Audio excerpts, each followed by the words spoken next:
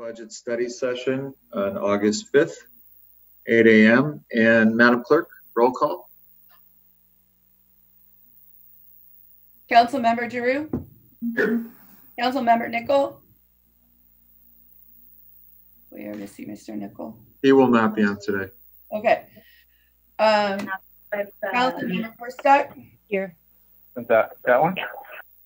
Mayor Pro Tem Pimentel? Here. And Mayor Boyles? Here. Okay, now's the time and place for public communication. I see Mona in chamber. Is there anyone there wishing to speak? In chamber for public communications. No one? Okay, thank you. And Madam Clerk, is there anything to read, written communication? No, we do not have any written communication at this time. Thank you, ma'am. Okay, Mr. Mitnick, turn it over to you, please. Okay, Mr. Mayor, members of the council, can everybody hear me okay? Council members, before we get started, a couple of you had questions about COVID-19. If you like, I can have Chief Donovan give a quick update where we are, or we can just jump right into the budget study session. I think it depends on time. If you think we're going to have enough time to get through both Chief Donovan's update and the budget session, then yeah, I think that would be good to do a quick overview. Chief, maybe you could do a less than 2-minute update. Yes, sir. Okay, thank you. Thank you. I'm going to do a very quick share screen here. I'll go through a slide deck really quickly. Ultimately, the data that we're seeing and the trends are in a positive direction, which is good news for our recovery efforts and lowering the curve and responding to COVID-19. These are the data. This is the data as of reported yesterday afternoon. If you look in the county, although it's still in the positive range, the numbers of positive cases and deaths is lower than it had in previous days. El Segundo, we had a drop of 1, a misreport. So we have 97 confirmed cases and we have 8 adjusted. So we have 8 people that are in that 14-day quarantine period. I wanted to share with the council and the community the state health metrics. And I've been talking about the importance of following these metrics. This is what the state, the governor, the LA County Public Health Office, what they're utilizing to determine how well we're managing this pandemic. And it all shows positive rates as I look forward. There are 6 areas, testing, and it's a 7-day average of tests, contract tracing once we have a positive case, hospitalization and hospital capacity, the number of deaths, and PPE. It's worth noting, though, a footnote here is some of the data may be slightly incomplete because of state electronic lab reporting. That said, the data is in a very positive trend as we look at what we're doing. For instance, as it relates to the target, we in Los Angeles County are on target. As of yesterday, 16,815 tests were conducted for COVID-19. The positivity rate that you see, this now is a 7-day rolling average the County of Los Angeles uses. The 7-day rolling average as of yesterday, bear with me just a moment, is 8.5%, which is a positive number. It's going in a downward trajectory, which is what we're looking for.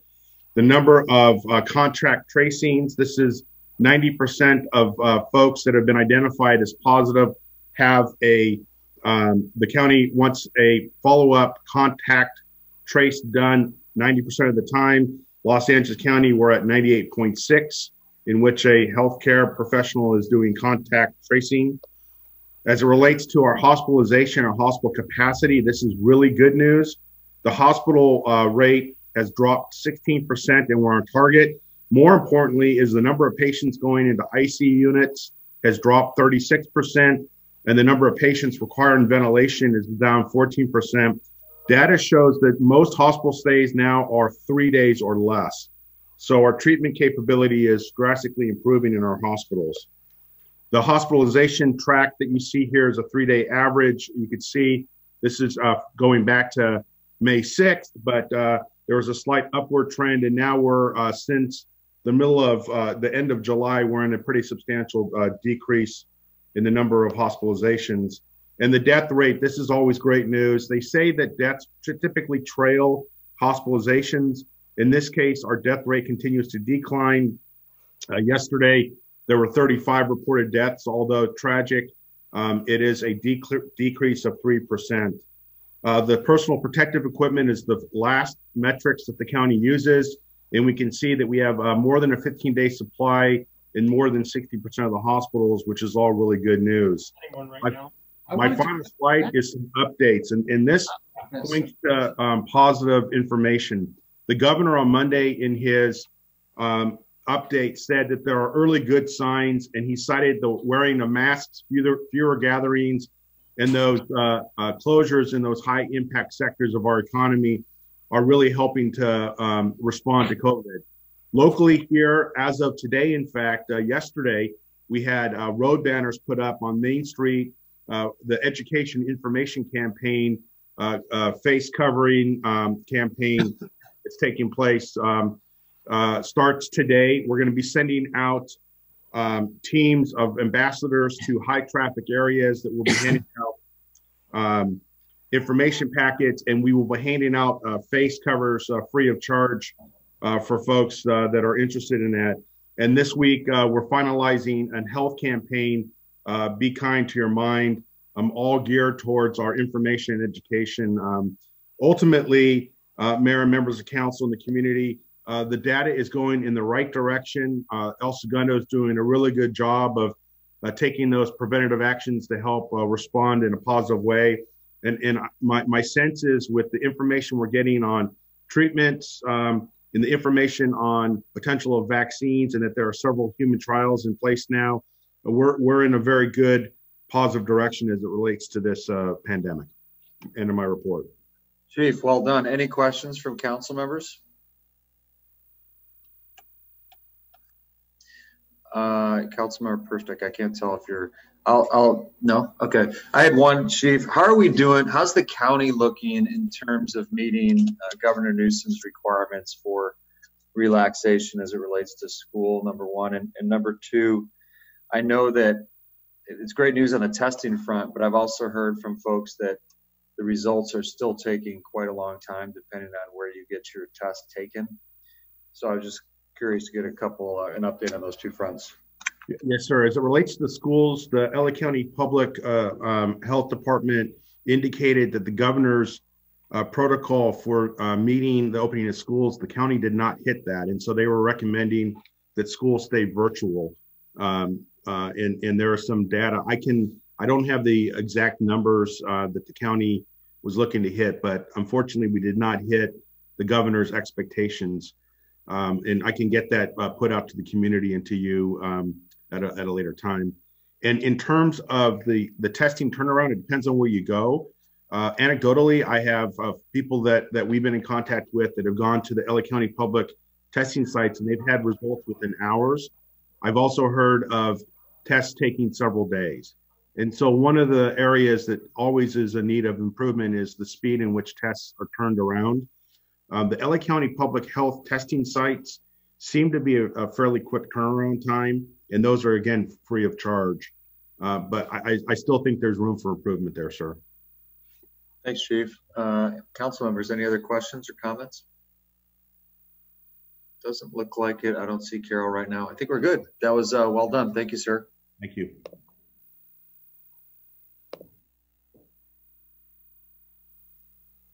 City Clerk.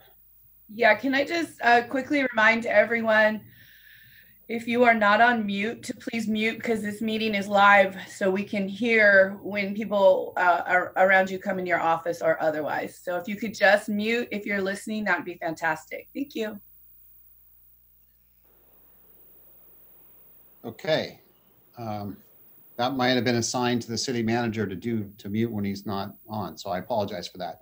Okay, Mr. Mayor, members of the council, we're going to get ready to, we're going to present to you the proposed budget for next year. This is a study session. So as a reminder, when you have your annual budget study session, this is for informational purposes only. Staff will go provide an overview of the budget. Council members, you're free to ask questions along the way.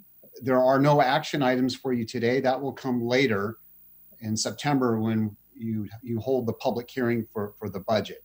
So as I get started, I'd like to remind the council, this year has been a little different in that we've already been in front of you, not just with the routine either quarterly or mid-year updates, but we've been in front of you on multiple occasions during the pandemic, the COVID-19 pandemic situation, and council back on May 5th, you authorized some adjustments to the budget to help us get through a very challenging year. So, and also we're doing this virtually. It's difficult for us to do it virtually. We're not in the same room with you. It's hard to watch body language. And the finance director, myself, for example, we're in separate offices. So we're gonna do our best to go forward. So Joe, we can go to the next slide. So the agenda for today, 4 components. First I'm doing right now, I'm gonna provide a study, an overview of the study session, how it's going to play out.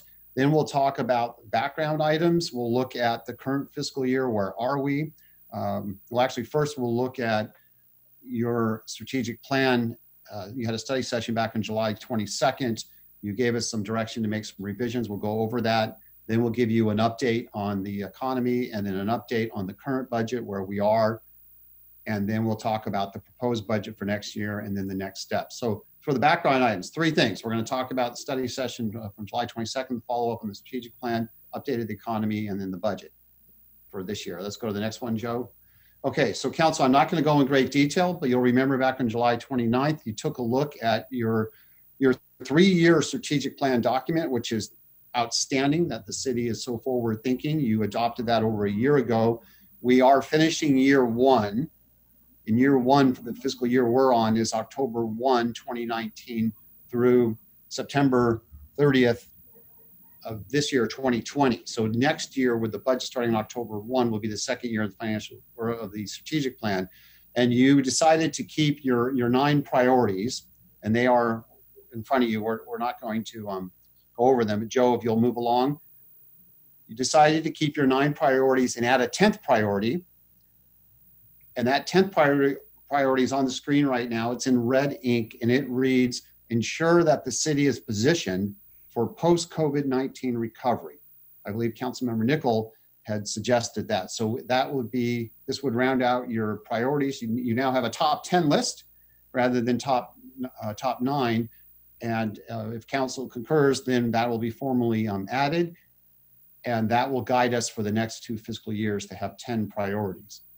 Staff thinks this is an outstanding addition because it does force us to think about how are we preparing the community and this organization for a post-COVID world. In other words, getting back to normal as quickly as we can. Next slide. You did not make any changes to your mission statement, vision statement, or your values and culture statement. We did hear an interest in taking a closer look at the mission statement. And we're happy to do that when we come back for the next strategic plan next time around. But remember, the mission statement is more of an internal document and how we conduct ourselves and so on. Hey, Scott, one interjection. We did want to change the vision statement too. Okay. We talked about that specifically. So if we could put that on the parking lot to address later. We could do that. You know what? You are right. We could look at, we could do that and roll it in with the budget when we come back you are right about that, actually. I don't know that I don't think I heard the council say that it had to be done quickly, but that it should be addressed, particularly because we're using the vision statement as an externally facing statement. And it had something to do with also our unique value proposition and really defining that clearly. So. Correct. So we will come back and do that. Okay. Sorry about that. Okay. Okay, let me make a note of that one. Come back. Okay, so we will do that. Okay, then we go to the goals. So there are 5 goals, and you recommended making a revision to one of your goals, goal 1. So that would be as it appears in red ink in front of you. Embrace diversity, equity, and inclusion. That's been added. Enhance customer service, engagement, and communication. So following council direction, that would be added to your goal 1. The next slide would be for goal 2. No change to the goal description, you did support adding an activity 5, and that would read as follows: complete COVID-19 emergency response analysis. So this is valuable for staff, so we'll make sure we do an analysis after we're through the COVID-19 emergency experience. So this way we'll show accountability to the community and how we responded. The next slide deals with goal 3, no change with that.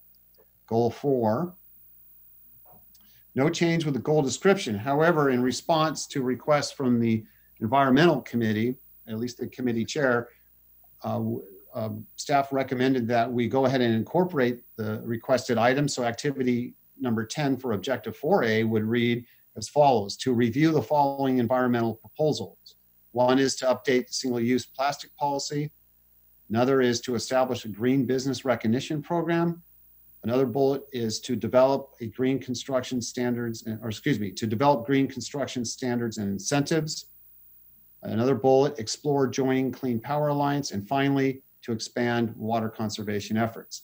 So some of these are pretty meaty and will involve a fair amount of research and study. Staff is happy to go through all of these during the fiscal year and come back to council accordingly. Where appropriate, we'd work through the environmental committee. So that's revisions to goal 4. Goal 5, no change to the goal description, and for a new activity is proposed for objective 5A. So this would be activity 13. Develop an El Segundo gross domestic product, or GDP metric, and then incorporate into a key performance indicator, KPI. So Mr. Mayor, this one came from you, so we're formalizing that we will continue the effort to come up with a GDP metric and then incorporate that into the KPI process. Speaking of KPIs, new KPI indicators that were requested that we add. One is to track new building construction square footage, and then we report on that. So how did we do over the year, or whatever the time frame is in terms of production of new square footage? And then once the GDP metric is developed, then we would track that on an annual basis. And that would be part of the 2 KPIs for this goal. Okay, that's it on the strategic plan follow-up. And as the mayor indicated, we do have to come back on the mission statement one. Can I just ask one question? Sure. This is Carol Prostick. Back to goal number 1, where we included the embrace diversity, equity, and inclusion. Can we put it after the first part, enhanced customer service engagement and communication? Because enhanced customer service engagement and communication is a very overarching goal that we want to ensure it covers everything, and it hits all people, it hits everything. And then embrace diversity, equity, inclusion should be after it, because it's almost a subset of it. So I just want to make sure that we put the primary at the top. It's up to City Council. It's your goals. So happy to do that if that's the wish of the council. Is Scott, Chris or Lance, are you guys opposed to that? Any comments? I concur with Carol. I think it fits better that way. It certainly reads better as a goal. Great, and I see Lance nodding his head affirmatively. Awesome. Thanks, Carol. Thanks, y'all. So, council, to make sure Scott, go ahead. Can I ask one quick question on goal 4 with the addition of the environmental pieces in terms of your time budgeting for staff? I think we're very conscious of adding a lot of activities that dilute focus pieces. Or do you have, in terms of staff allocation of time, some of those 5 bullets are all pretty big 5 bullets. Clean Power Alliance alone is a multi-month project to look at the ins and outs of the city economics on that. Do you have enough time to include all of those, or are there any of those that single-use plastic, we've kind of been down that road, so that might be a bit of one that we can fold in. I just want to make sure that we're not adding activities that are not possible to do in terms of our troops to task time metrics. Mr. Mayor, members of the council, it's a great question, and I'll answer it this way. We will chip away at each of these to the best of our ability in the fiscal year. And if we have to go into the next fiscal year, we will do that. And you are right, we are sort of in a downsizing mode, but these are important endeavors, and we will figure out a way. And if we have to, maybe we'll rely on outside help. But I think we can do what needs to be done here. If I thought this was too overwhelming, I wouldn't put it in here. So I think we can tackle it for you. And then to Chris's point, the development of green construction standards and incentives, we have those from the state of California already, correct? So I just want to make sure, are you saying expanding them from the state of California, expanding the ones that the state of California has, or adopting the ones to the state of California has? Because I know that the state of California already is progressive when it comes to green construction standards and incentives. The council members of the council, that's correct. And the key word in this activity is the first word in terms of review the following proposals. Yes, I mean, there is staff, when they saw that one, develop green construction standards, they did cringe, because that is a big endeavor. And if we were to go down that path, we would want to involve the business community and make sure we get it right. But we would review this. So I envision that staff would do the analysis of, what does this mean? How does the state handle this? What type of leadership comes from the state or even the county? What are other cities doing? And then what would it mean if we did something here? And we would discuss that with the environmental committee and see if they would like to go forward. We know there's great concern about being more onerous than the state among the development community. So we will look at it from their perspective too. So maybe instead of the word develop, it should say something like adopt green construction standards by the state of California and potentially expand. Because the way that word develop is, you're going to create your own completely standard incentives. And what we really want to do. Why don't we just take the word develop out, and then we're reviewing green construction standards and incentives, and all of these we were going to report back. And the council, the city council, you would have to approve anything involving any of these. Right. I just think the word develop means that we have to create something. And okay. Carol, I would agree. I think that and I know we don't want to nitpick words and make small dog into pony, or small horse into pony and small dog into puppy, but because the public will see this, I think we don't want to confuse them by having those extra verbs that start those subset bullets. So we're just going to, I think, not just, but what we're asking staff to do is review the single-use plastic policy, review green business recognition programs, review green construction standards, as opposed to adding those extra steps. Scott, I know that it sounds like we're nitpicking a bit, but otherwise that will confuse people, and that we'll be adding work to staff by asking them to explain why we're developing things instead of just reviewing things. But again, I'm going to interject real quick. I'm sorry, that the key here is you're setting a goal of reviewing something. That's it. But we're not setting a goal of doing all these things. It's simply to review, and I think that's the key, the way it's written. So I don't see a major issue with reviewing it as part of the goal.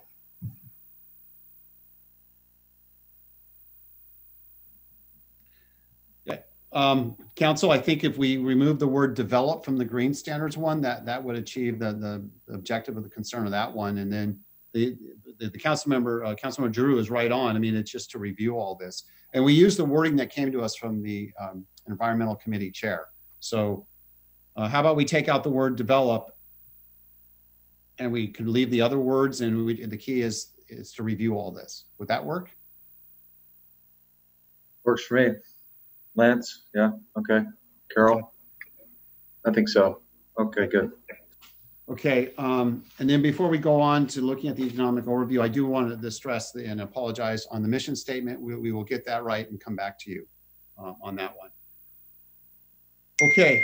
We're going to shift now and look at a very brief look at the national economic overview. And we're going to turn that over to Finance Director Joe Lilio. Thank you. All right, morning, Mayor, City Council members. So I do have the Treasury Department here. Dino will be presenting on these items. I'm just going to turn the camera around. Okay. Good morning. So for a few items that we have that we covered last year as well, unemployment, inflation, gross domestic product, and Fed interest rate projections. So I use the Federal Reserve's December and June meetings, their projections going forward. So you can see here under unemployment, back in December, they figured it was going to be just around 4% going forward for a few years. This year, they have about 9.5% at the end of the year, and then over the next 2 years, coming back down closer to normal.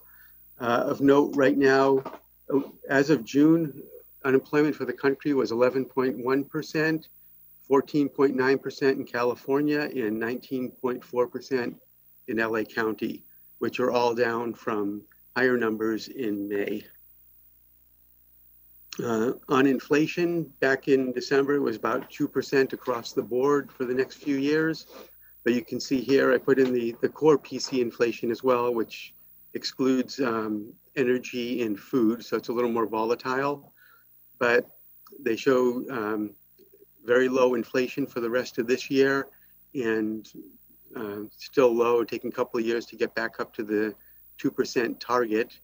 I guess one good thing about this is as people have less money, things will not be costing them that much more. And then GDP, here's a big one. So they're projecting almost a negative 7% growth for the year. First quarter was minus 4.8%. The projection for second quarter, the advanced projection is about negative 32, 33% as of right now. But showing a negative 7% indicates that they believe the GDP will be positive in third and fourth quarter for this year. And they expect that pent-up demand as things hopefully get back to normal 2021, 2022 to have a very good GDP before it starts to slow down again to a more normal historical. And then the other one that's really going to affect us a lot is the Fed funds rate. Back in December, we were at like 1.75%, expecting to get up to 2.5% over the next few years. Now they're at 0 to 0.25%, and they expect to hold that steady for the next 2.5 years before things start to increase. So that's something where we'll see a negative effect on our interest income. Our investment income will be less, but other things, this also plays into the lower inflation where things will be costing less. And that is everything I have. I don't know if there's any questions.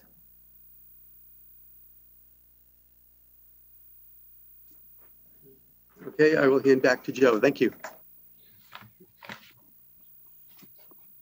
So Council, before Joe shifts now and gives you an update on this year's budget, it's interesting to watch what's going to happen at the national, state, and regional economy, but we'll just have to see how we deal with the COVID-19 situation. And there are indications that once we get past COVID-19, we will, the economy will come back. It's just a matter of timing. And there's all kinds of theories and perspectives, but the underlying fundamentals for El Segundo are still very strong. Sam Lee, your Planning and Building Services Director, did illustrate that on the July 22nd with the fact that we have over $1 billion of construction underway right now here in El Segundo. So it's a timing issue. Okay, now we're going to shift to Joe Lulio. He will walk you through the current fiscal year budget. We've just started month 11. Is that right? August, September? Yes, month 11. So we have 2 months to go in this year. Joe, thank you. Okay, Council. Just one other comment to add to the economic update. First quarter of 2020, so that's Jan through March, ended in negative GDP of 4.8, so that's negative 4.8. Second quarter, which would be April through June 30, ended at negative 32.9%. So two negative quarters of negative growth, consecutive quarters of negative growth, is a definition of recession. So U.S. is officially in a recession, but as Dino presented on the slides, we're projected to get out of that, and growth is going to be in positive territory moving forward.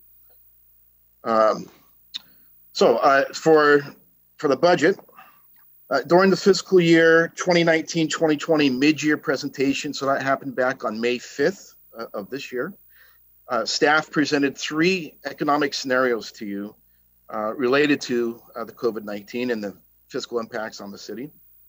and we recommended to proceed with scenario 1. And just to remind council of what scenario 1 was, it's up on the slide here. So the virus peaks in May 2020, and economic recovery slowly starts in July of 2020. General fund was projected to experience a $9.6 million loss, or 12% compared to the adopted budget. So we have not peaked in May. However, economic recovery did begin in July, actually started in early June in El Segundo. So that's some positive news. We are now here in early August and on track to end the current fiscal year very close to this projection of this $9.6 million revenue reduction. However, we will be transitioning into scenario 2 for the new fiscal year, and we'll get into that here in a minute. So again, scenario 1 identified a revenue reduction of $9.6 million in general fund dollars. Staff identified a $6.2 million reduction in appropriations, as well as using a carryover fund balance from the prior fiscal year of $3.4 million to close that budgetary gap for the current year and maintain our year-end reserves at this $15.1 million. So we on this slide here, the far left column shows what the adopted budget was on October 1st. Reserves ending with about 15.2 million. And our scenario 1 mid-year revisions that we took and council authorized to move forward with, we're going to end, we're projected to end the year at about that $15.1 million in reserves. So I'll give you a quick update here on the third quarter update for the city's general fund finances. So that's October through June 30th. So October 1st, 2019 through June 30, 2020. On the slide before you are our major revenue groups for the general fund, and they're listed in order of the revised budget during mid-year.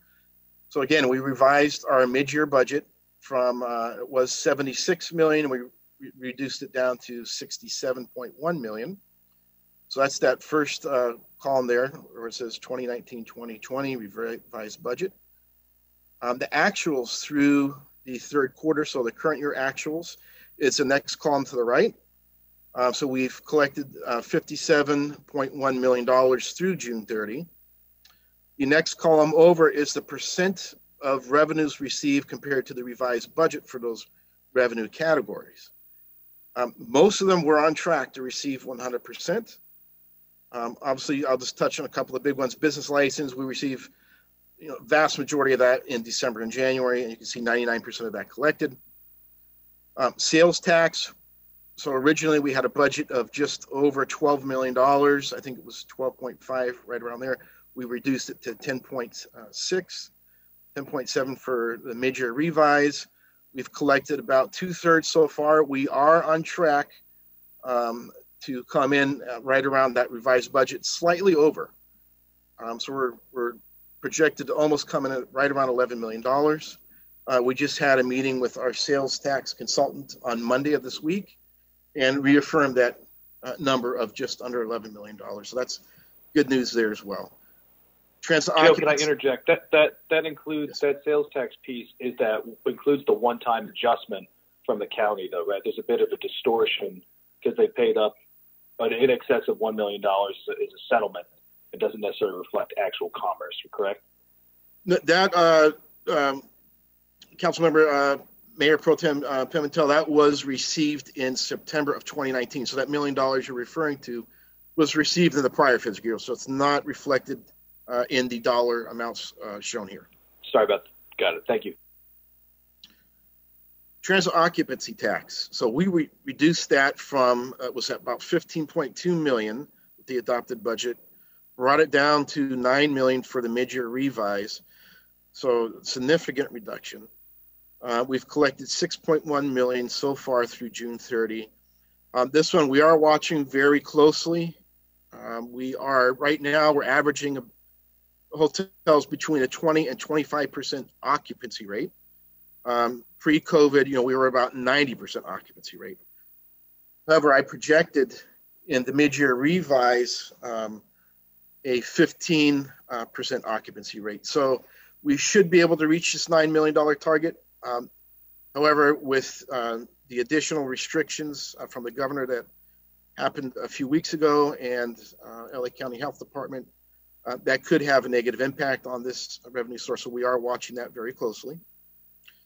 Property tax, you see we received 102% of that, so we're fine there. Utility user tax, we received just over 3/4 of that. We're probably on target to reach our revised budget.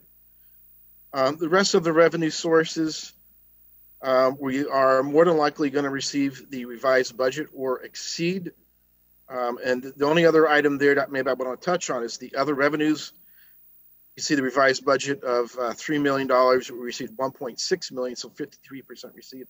We do have some large receipts, some developer funds that are coming in the current month that should bring that receipts up to the revised budget. Excuse me.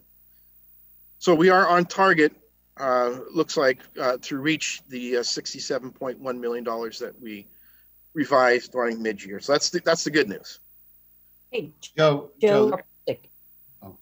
This is Carol Percy. I have a quick question about charges for services. Can you just explain what went into that category? And does is that services at our counters as far as building and development? And why is that? Do you anticipate we'll hit the 3.8, or are you anticipating what's your anticipation for that number, for that category? So charges for services, the main categories here are recreational park services and programs, which we drastically reduced the budget for this category. I believe it was just over $5 million. The original budget, maybe 5.3, 5.4, somewhere around there. So we do have recreational park programming in there. Charges for ambulance services. There are some counter charges there. We more than likely are going to reach this 3.8, possibly slightly exceed $3.8 million. So another quick question then, if the charges for services is for rec park, a lot of those programs at the rec park are run at a break even or sometimes at a loss. So does that mean we'll see a decrease in our expenses to offset the loss here? Yes. So also during the mid-year revise, we made some large appropriation reductions to the recreation and park programming. So that was part of the $6.2 million that we identified in appropriation reductions during mid-year revise. And Councilmember, that'll be on the next slide, but it's on both sides of the ledger in terms of charges for services. It's on the expenditure side as well. Okay. Any other further questions on the revenue presentation? Joe and Council, when Joe was talking about property tax, we got our letter from the county assessor's office. Our values from an assessment standpoint, they went up 8.5% last year. So we were above the county average. So those revenues will stay with us for a little while. It's yet to be seen if property values will decrease. They're not decreasing on the residential side, but we'll see what happens on the commercial industrial office side to see if there's any appeals in value. But the real estate values are holding strong in El Segundo. So even though that's not our largest source of revenue, it's still an important one. Yeah, and one other item to touch on there as well. We actually did do a slight reduction to the revenue projections for property tax in mid-year. I believe we reduced it by $250,000 for an increase in the delinquency rate for property tax receipts in April, May, and June. That did not happen. It actually, you can see it came in. So our delinquency rate traditionally is about 1% here in El Segundo. That actually maintained at 1%. So that did not increase. That's good news as well. Also, I believe there is a property tax ballot measure coming in November. It's called the split roll property tax, which addresses Prop 13 for the commercial aspect of property tax values. So that may have a change on things moving forward if that passes. Okay. So this is third quarter, again, October 1, 2019 through June 30, 2020 of the appropriations, and I have it listed by department. And it's in order of the year-end estimated budget. So police on top, going down to city council at the bottom. So that far left-hand column is the estimated year-end appropriations expenses that we're going to be coming in at. So about 74.6 million is what we're estimating we're going to end at. The June 30 actuals, you can see in the next column over to the right. So through June 30, we've had expenditures of 53.2 million, or 71% of the, and again, this is the revised budget. This was not the adopted budget. So we're on track to actually come in at the revised mid-year budget or slightly under. So that's, again, good news as well. Any particular questions on this slide? Joe, I had a question. I got to go back one. I apologize. You don't necessarily have to go back there, but just it was on related to revenue. I was just wondering, we got a early warning at the COG, Council of Government, about the anticipation that Measure R and Measure M funds would be down at least 17% based on projected sales tax decreases. What, you know, like any new funds or any new projects will not get funded. So hopefully Park Place, because we've already started that process with the $5 million design study, will go forward. But it prompted me to wonder if how much of our income streams are dependent on external funding sources like grants or R&M funds. I don't know if you know the answer off the top of your head, but probably more related to capital improvement projects. But I was just curious if you had a sense of what impact that might be, or if not, maybe we could look at that later. Correct. So we actually, there's a slide that gets into that. It's okay. Down the road once we talk about the proposed revenues or estimated revenues for 2021.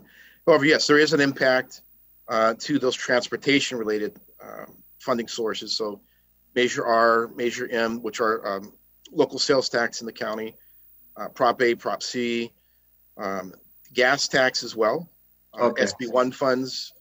Got it. Okay, so we'll get to that. Sorry, Joe. Thanks. Yes, sir. And you'll see that there's actually going to, moving forward, there could be a reduction in some infrastructure projects. Got it. Okay. So, Joe, I just have a question. Can you just explain what groups are in the non-department, number 5? And then the second question is, how much did the whole COVID-19 task force and beyond, like other functionalities that we implemented to ensure that our residents were safe? Like, I know we did the senior food distribution. How much money did that whole COVID-19 cost us as far as employees? And then how much of that do you think we'll get back from the government? So those are the two questions. Absolutely. And I may have to tap into Chief Donovan as far as the reimbursement aspect. But so the total task force costs, we're looking at, all the labor, all materials and supplies that were purchased. I believe we're just slightly over $1 million right now, 1.2 million, right around there. For the reimbursement aspect, I don't know, Chief Donovan, are you able to chime in on this at all? Yeah, so far we have submitted for 2 reimbursement packets. We've received one of those on an expedited reimbursement, and the second one has been processed and approved. What we're finding is, like any FEMA emergency, we're getting 75% of our cost recovery. So we can anticipate to continue to receive 75% of all incident costs that Joe's tracking. These first 2 reimbursements, because they are expedited, we received 50% of the 75%, and the remaining 50% will be reimbursed once the incident closes. But we have been assured that we'll be receiving the full 75% of our reimbursement. And then just so Joe, thank you, Chief Donovan. And so Joe, on this chart, do you think it would be, we could have like a sub bullet that basically highlighted the COVID related expenses, or somewhere on a separate sheet so we have track of that for history? But also then in the on the numbers that you're including for the incident, does that include all the Parks and Recs employees that were redeployed to do other activities for COVID? If the activities were for the all hazard incident management team, or to help with COVID related tasks like serving the seniors at Park Vista. So there were some, it'd have to be specific though to addressing the COVID-19 issues. So like all those part-timers that we actually deployed to do the Meals on Wheels, we can claim back that money because it was related to COVID? So within our timesheet system, we actually have the ability to charge to specific project accounts. And so that's how we've been tracking and ensuring that they're actually charging to that correct account. And then that goes through the all hazard incident management team, and then it gets reported as part of the FEMA reimbursements. So in our, because I know we do have a new time and attendance system at the rec park, does that system allow you to identify where the time is been out by what category, or is that a back office thing? Yeah, so I don't know when that was implemented. I think it was very recently. So, going back to March, April, and May, we were utilizing the current time system that was in place, which is electronic and through our Eden financial software. And that had the ability to track by account. The new time system, I'm not quite as familiar with it, but it feeds into Eden. And then within Eden, we have the ability to ensure that it's being charged to the proper accounting stream. And Joe, this is Charles. Just to provide additional information, the new time recording system for the part-timers is expected to be implemented within the next 30 days. And it will feed into Eden, our current time recording system. Perfect. Thank you, Charles. Joe, quick question on can you just define what's in the city council budget? Looks like a large line item, but I think we might have a staff allocated there. So yeah, so that is the smallest line item. Yes. And yeah, so it's the city council stipend, if there's any benefits in there, payroll taxes, membership to like League of California Cities, and some of those memberships to the COGS that are required. So that's what's in there. It's very well, I mean, I think it's because people will look at this as publicly facing. I think it's important to know that we make $10,800 a year, right? I think is the math. We're eligible for health insurance, paid for by the city. But there's still, when I do the mental math, there's a gap between what that would equate to and the 308,000 estimate. So is there staff allocation in there too? Yeah, yes.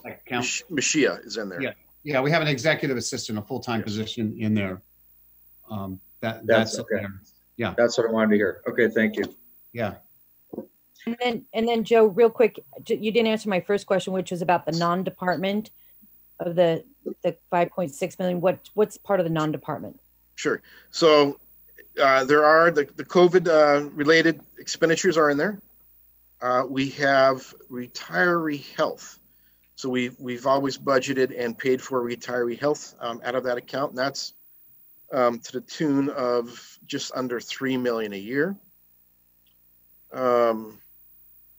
What else is going to be in there? Any payouts of employees exiting the city through retirement or any other means. Any accrual leave balances that they're entitled to are charged to non-department as well and budgeted there.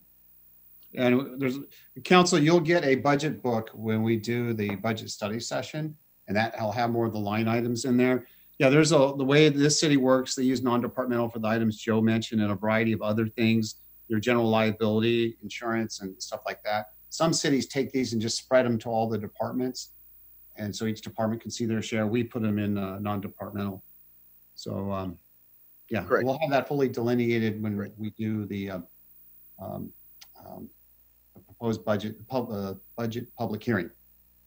Yeah, so in your draft budget document that we provide to you each year, that's spelled out in there, the line items.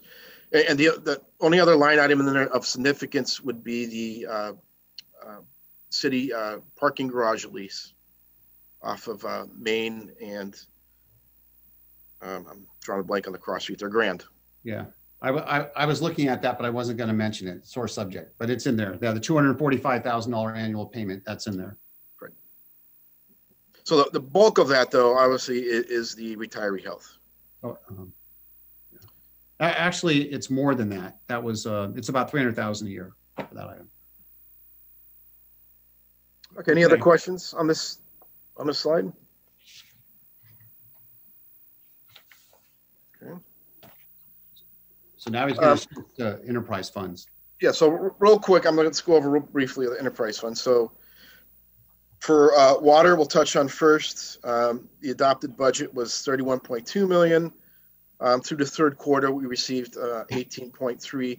We are on target to come in right around the budgeted dollar amount. While there has been some commercial declines, we've actually had some large corporate customers have increases, particularly Chevron. Compared to the third quarter last year, you see that we're down, but that's just a billing timing issue and a billing. So we're actually right on target where we should be. Expenses through the third quarter are below what we were last year, about $3.5 million. Big item there is a billing from West Basin compared to last year. So the June billing had not been received yet or recorded in our system. So that was about $2.2 million variance right there.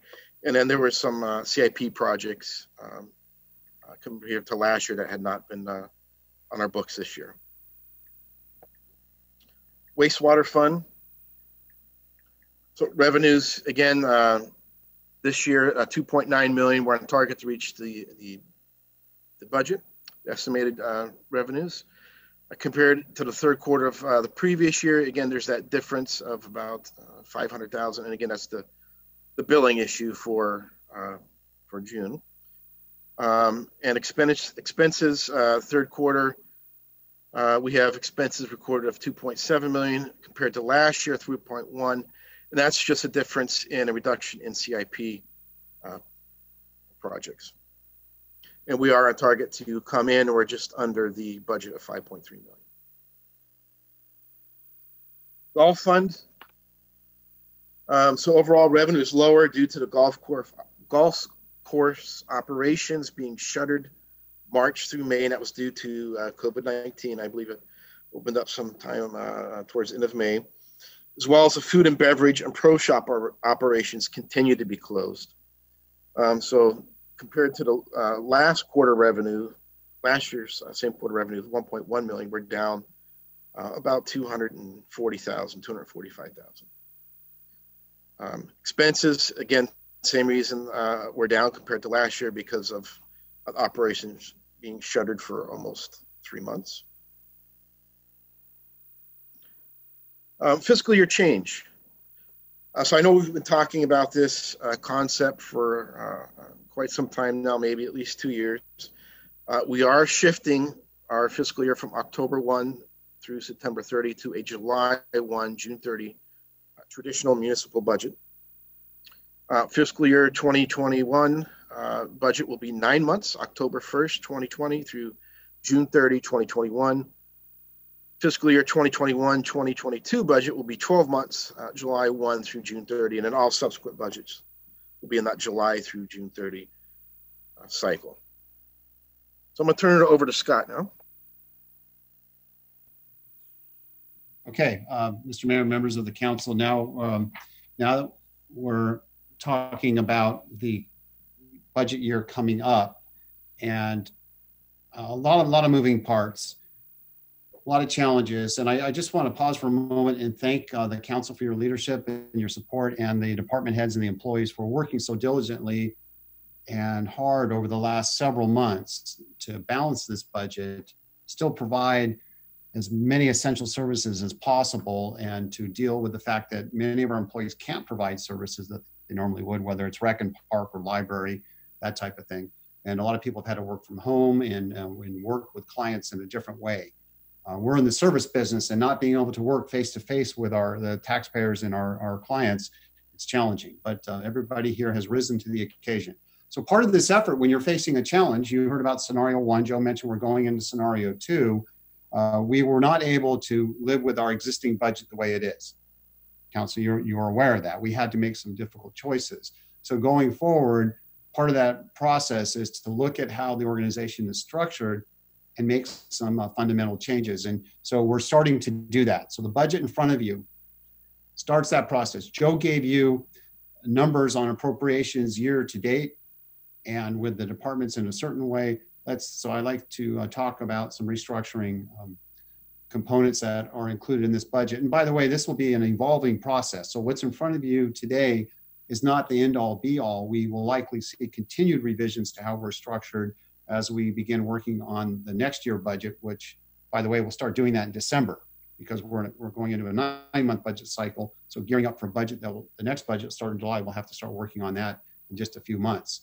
So for the city manager's office, we don't have any restructuring in terms of people. We do have a suggested way how I like to manage the day-to-day operations. Traditionally, El Segundo in the last several years has had a city manager providing direct oversight over the departments, while the department heads pointing to the city manager.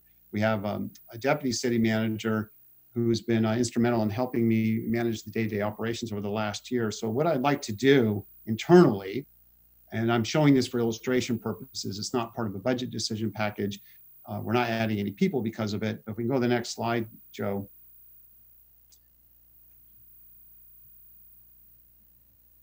What I'd like to do is sort of divide up the departments with the current deputy city manager having direct authority over approximately half the operation, and then take the finance director and revise that to that of a deputy city manager / finance director. And this would set up the finance director. He would be the sort of the number 3 person. So when the city manager and deputy city manager aren't here, that would be the number 3 person who would be the acting city manager, and he would have approximately half the organization to oversee on a daily basis. Now, I do want to share, coming up with this is not something that just happened overnight. It's been in the works for quite some time. I use the expertise of Management Partners. That's a firm the council is aware of. We used some of their key staff, Jan Perkins and Donna Peter and other people in that office I had them educate me what's going on out there in California in terms of city manager office structure for organizations our size and a little bit bigger, plus my own experience. We sat down, they had some different suggestions, and I came up with this approach. And I've talked with Bob Ravas, the deputy city manager, and Joe Lilio, our finance director. This works well for them, and I would like to try this out for the next 9 months, or sort of through into the fiscal year, and then sort of regroup and see where we go from there.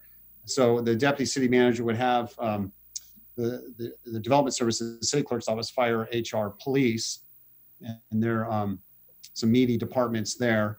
And then the deputy city manager, finance director would have the other departments as delineated here.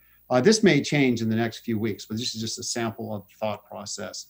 I'm real pleased to go down this path. I haven't quite used this before. I've always had the strong ACM, but earlier in my career, I wasn't a deputy city manager with this type of structure. So I've been through it. I think this would best serve our organization. So we go to the next slide. This is probably the more significant proposal that's in front of you.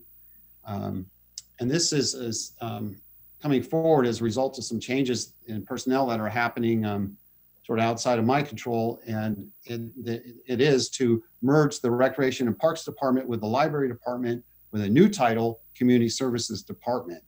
We're seeing this happen in local governments. The Management Partners did provide me examples of where this is happening in other communities. And some of your department heads have worked in cities with this type of structure.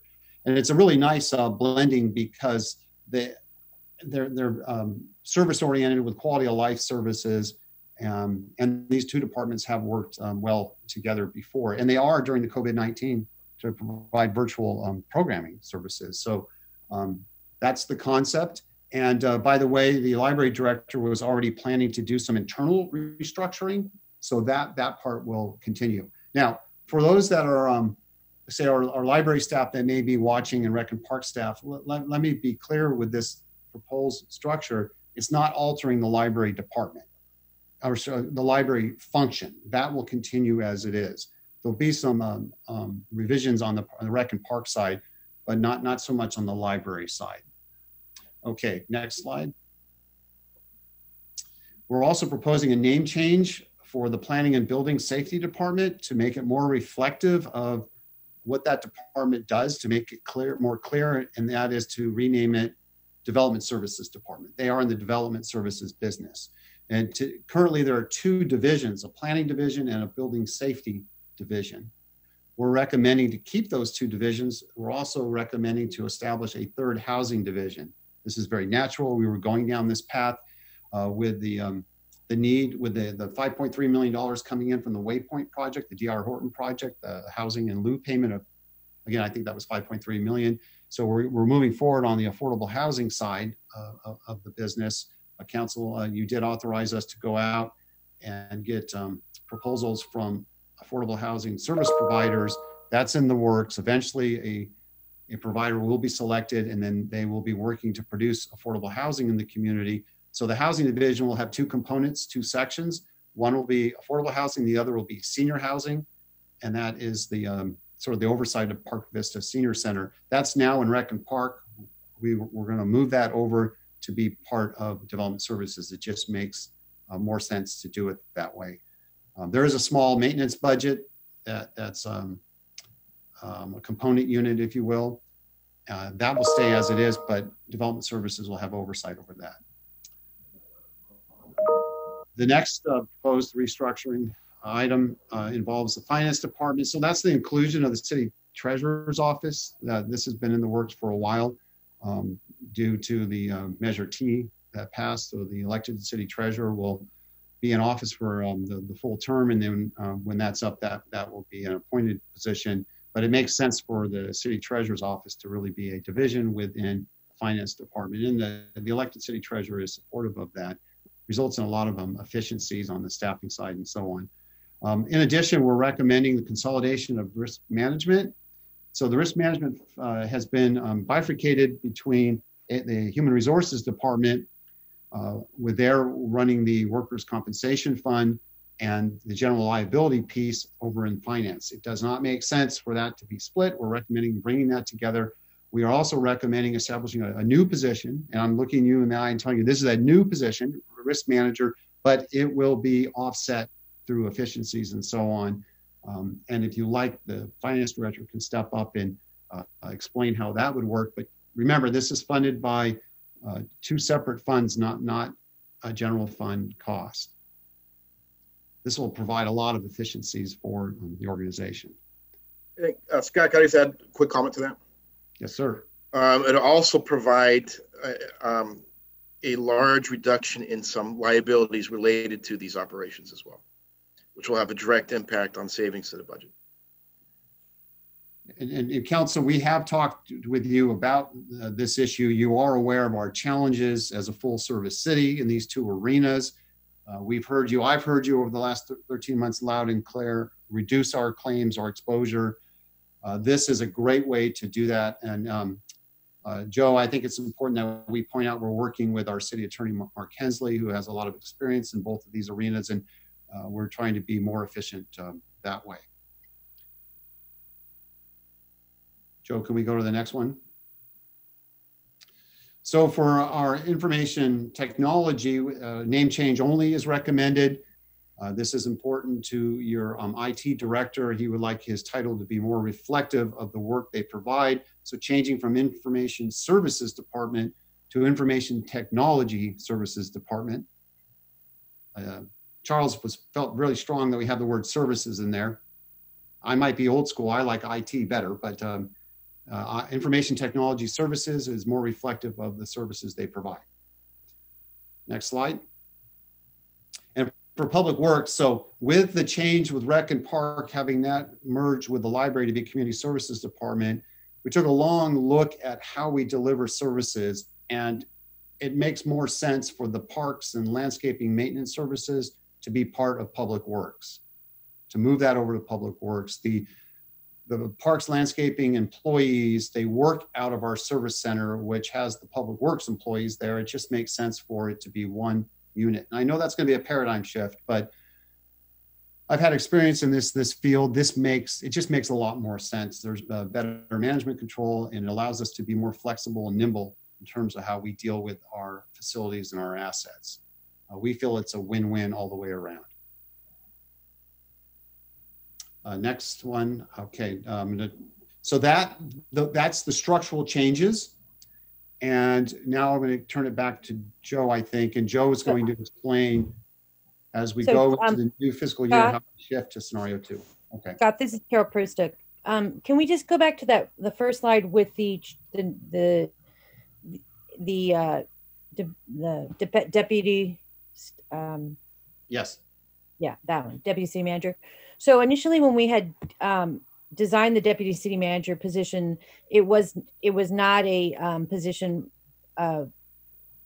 It was kind of a made up title, deputy city manager. It wasn't about managing teams. And now all of a sudden you're creating another one, and you're putting them over some teams.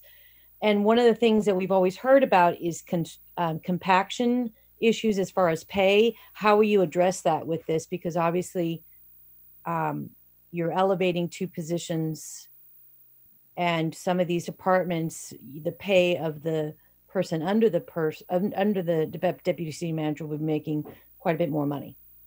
Right, and we have to address that, and we will address that. We will take a look at what the salary ranges are and what they should be. This is an evolving process, but to run a full service city of this size and complexity, and with our issues in our budget, it does not make sense the way we are currently structured. So another question then. So historically, since you've been here, you've had, your E-team meetings, which is your leadership team meetings. Are you suggesting that you would only be meeting with your deputy city managers, and that they would be then meeting? Are you separating yourself from that? Are you creating it so that you're going to be just meeting with your deputy city managers, and then the deputy city managers would be meeting with their teams? Is this I guess my question is this structure in the truest essence of a organizational structure? I appreciate the opportunity to clarify that. No, I will absolutely meet with the executives on a weekly basis. We are a team all the way around. This is just to provide more clarity to the structure of how we provide. So do they report? Are you saying that they would report into the deputy city manager? They would report through those 2 positions. So the reality is to make decision-making more accessible to the department heads. So the fire chief needs a document signed or authorization to do something. The fire chief will go to the deputy city manager, get that, discuss it, get the decision, move on. There will still be times when I meet directly with the department heads. So this is a fairly common structure that's out there. So no real change in terms of how we interact with the department heads. The E-team meeting, this is a participatory management, city management approach to running the day-to-day stuff. We're very team-oriented. Right. Well, and I was just wondering, as far as the city clerk's office, that is an elected position as well. And historically that the city clerk doesn't necessarily report to anybody. So I was are you saying that's part of the city clerk's office, or the city clerk position itself? Well, that's correct. And I appreciate the opportunity to clarify that. We don't provide direction to the city clerk, but we do work with the clerk's office extensively. This is more from largely deal with agenda management issues. The city clerk and staff work very closely with the deputy city manager and myself in terms of the management of the agenda process, getting the reports in on time, revising them. So we felt it would be unfair to the clerk's office if we didn't show them being part of the mix here. And then my other question is, so, you know, the deputy city manager role, when we created that job description, had a very distinct job description. So if you elevate the position to be in a more of a managerial role, where are the functions that were part of the job description going to fall? Right. This is a natural evolution of what was established with the previous city manager. It flows very nicely with the greater emphasis on public information and legislative management. I mean, the council, all 5 of you have said you wanted better IT, you wanted a better website, you wanted better media exposure.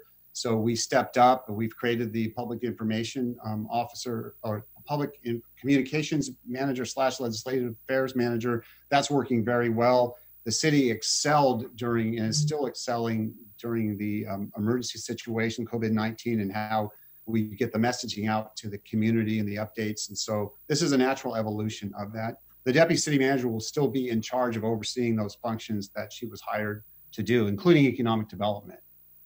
Now, and so go ahead. And then my last question, I see that development services is under the one area and public works is on the other, where development services and public works work very closely together, where information technology works with communication. So I was just surprised to see those in those buckets, but I mean, it's up to you, but I was just surprised at how the buckets were split. Understood. And we're all interrelated, but just with respect to some issues that we need to deal with internally in these departments, some personnel issues and operational issues, this actually flows, and I'd be happy to talk to any council member privately about that. But yeah, it's tough to figure out what's the best arrangement. But given the challenges that we face and the skill sets of these 2 executive managers, our deputy city manager and our finance director, balancing their skill sets and their knowledge, this seems to be the best approach. So good observations. I'd like to interject real quick. Chris here. Go ahead, Chris. Go ahead, Lane. Sorry. No, go ahead. Okay, man. Thank you.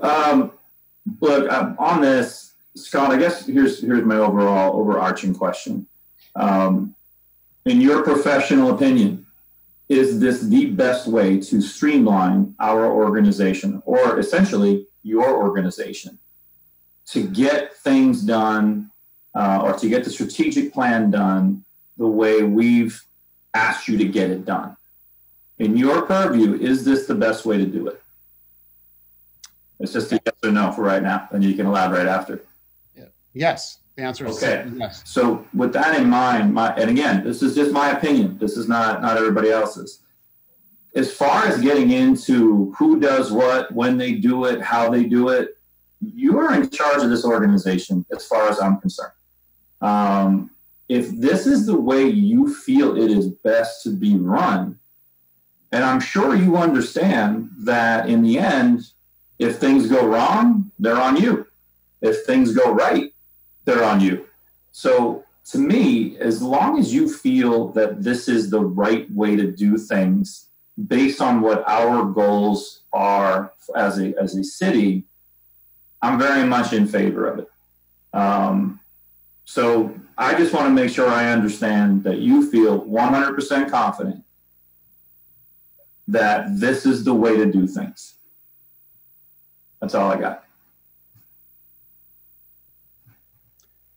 100% confident. Thank you. Mr. Mitnick, Chris Pimentel here.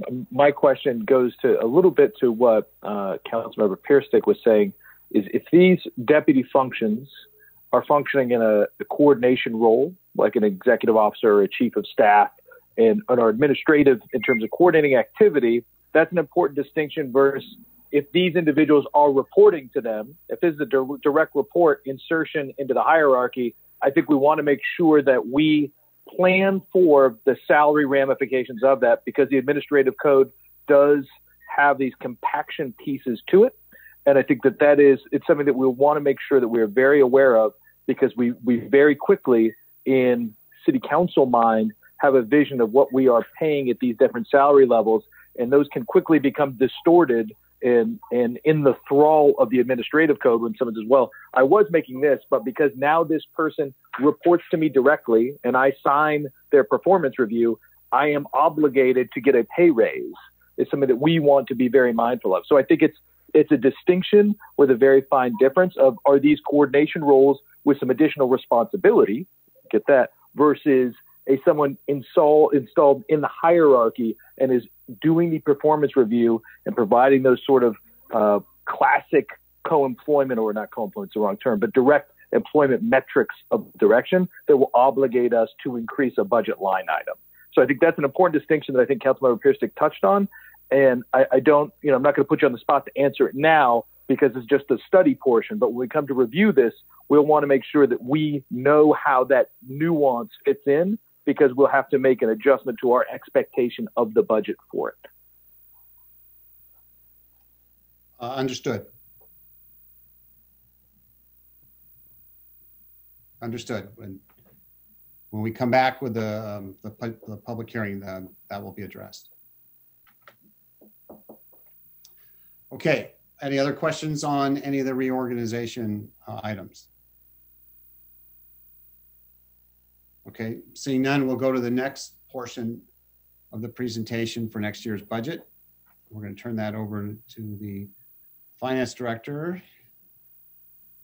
And he's going to talk about scenario 2, how we're shifting to that as we move into the new fiscal year. Joe. Okay, so as previously mentioned, the city is transitioning from economic scenario 1 to economic scenario 2 for fiscal year 2020-2021. So scenario 2 reflects the virus peaking in August of 2020. Recovery starts in December of 2020.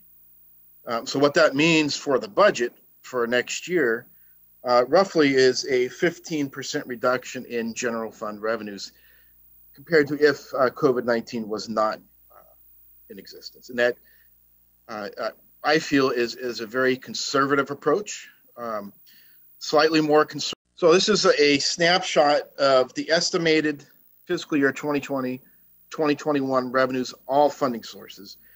And I have an order of by numerical order, so the highest funding source down to the lowest. The general fund coming in around 58.3 million, and there's a subsequent slide where I'll get into some of the details of what that 58 million is. And then you can see all the way down the water, wastewater operations. Some of the things I want to point out here is number 6, equipment replacement fund, going down from 2.1 million to just under 1.1 million, or 50%. So we are only funding that 50% for 2020-2021. The transportation fund, so that's line item number 8. Mary, you had asked about that previously. So transportation funds, again, that's measure county measure M, county measure R, Prop A and C, which are county measures, state level SB1, gas tax, and so on. Those are all on the fiscal year of July 1 through June 30. So that's how the state and the county allocates those. So this represents a true decline of about 23% of those revenue sources for next fiscal year. So going from 1.6 million down to about 1.2 million. Golf fund number 9, you can see that's a 50% reduction. And that has to do with not all of its functions are operating, like the pro shop, restaurant and food, beverage. And at some point, we will be stopping those operations with Lane Donovan and transitioning over to Topgolf. So any specific questions on this high level picture of the total revenues? If not, I'll be getting into some of the details, particularly in the general fund. These are the proposed 2020-2021 appropriations, again, all funds. So as you can see, the general fund proposed appropriations are just slightly under what the revenues are estimated at, so a balanced budget, and I'll get into how we're accomplishing that. But let's go back real quick. So total revenues, we're estimating about 93.8 million. Total appropriations, again, all funds, about 90.1.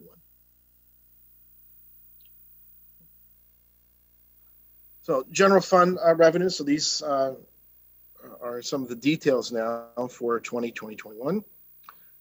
Business license tax. So that's actually going to be our #1 revenue source for next year.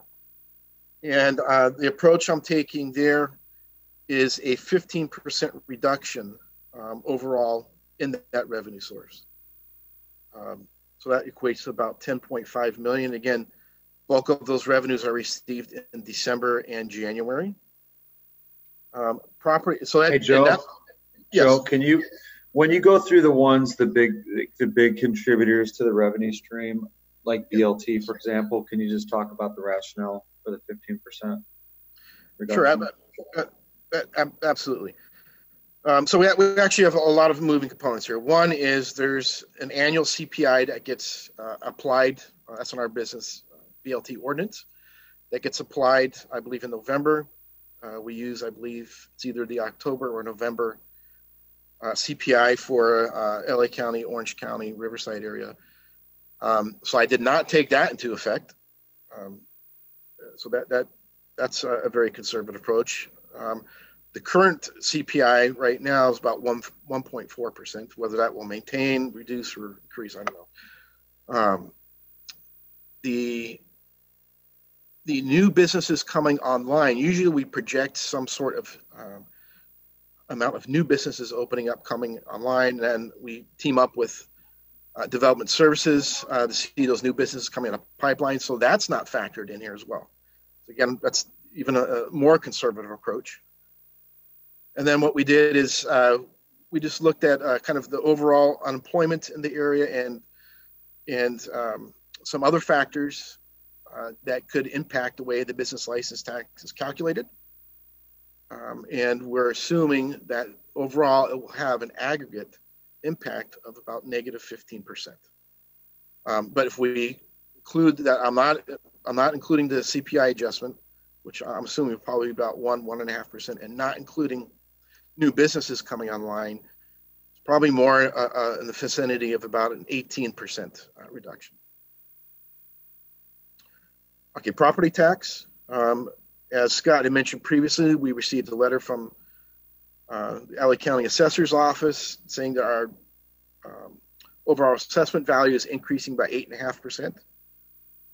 So those assessment values that are going to be sent out to property owners, they'll be going out, I believe, late September, mid-September. So those values have already been set. We work with HDL, our property tax consultant, as well, just to fine-tune the numbers. And again, have this delinquency rate. Historically, in El Segundo, it's been 1%. I did use a 3% delinquency rate. So again, the property tax receipts that we received in April and May, it maintained that 1% delinquency rate. But I did just take a little bit more conservative approach, increase that to 3% for the following year. So that identifies how we came up with the property tax number. Sales tax, again, we have our HDL consultant that we just met with this week on Monday, as well as the current trends. So I took the current status quo that we've been receiving for months of June and July, and soon to receive in August, and maintained that status quo through the end of December, and did some slight increases as the economic activity will hopefully improve beginning in January. So that's how I came up with sales tax approach. And again, I believe working with HDL and using the status quo receipts of our current months and maintaining that through the end of December, again, is a very conservative approach. TOT, so we maintained about a 20% occupancy rate through December, and then a slow uptick in the occupancy rate beginning in January and starting to recover as we get into spring and the summer months. Again, so that represents almost a 50% decline compared to what the TOT normally would have been. TRA is a contractual agreement, so there's no change there. There's a CPI factor that's added into that. UUT, the utility user tax, same concept as sales tax, taking the current trend and projecting that through the end of December with slow recovery beginning, gradual recovery beginning in January and moving forward. Charges for services. If we went back to the previous slide that showed year-end results for the current fiscal year, I had that about 3.8 million. So bringing it down a little bit further and assuming that many of our services we provide to the community through recreation and park and library, they're not going to be happening due to the COVID restrictions through December and then slowly start coming back online in January. And then some of the other services in that area, that category, also maintaining the current trends. Now, historically, that would be close to about $6 million charges for services for the next year's budget. Any other? Joe, sorry, Joe. That would be $6 million as if it was on a 9 month. A 12-month cycle. Sorry, sir.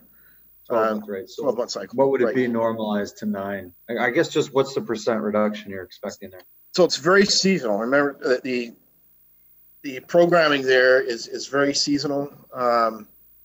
I believe we used about a 1/3 reduction, 30, maybe 35% reduction. Okay, thank you. In any other category, franchise taxes. So that's mainly the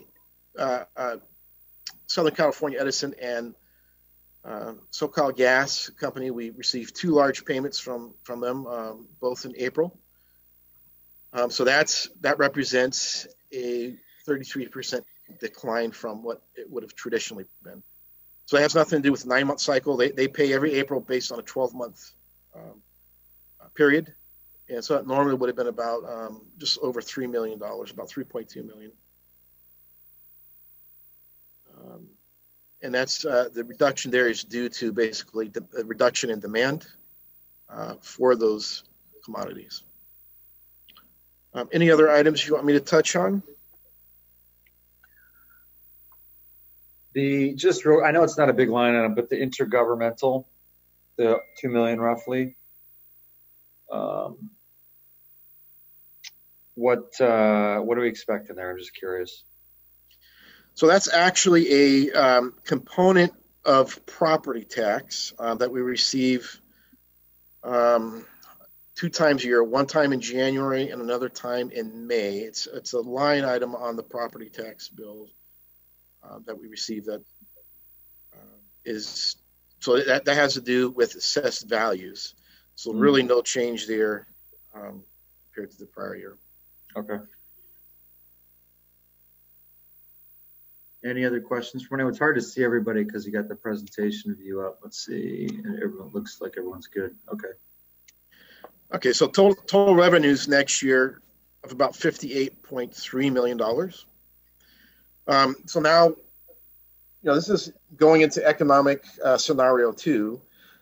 We do have a 9-month budget cycle. So mid-January is actually 4.5 months. We're halfway through the fiscal year. Early February, so the first council meeting in February, we are anticipating coming to council and doing the mid-year budget presentation. So if there's any revisions that are required, we will be able to address it then. So plenty of time to still address any economic concerns within fiscal year 2020, 2021.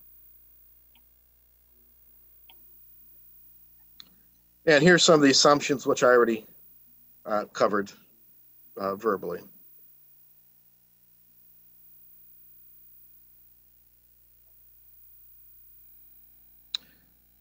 For the 2020-2021 proposed general fund appropriations by department,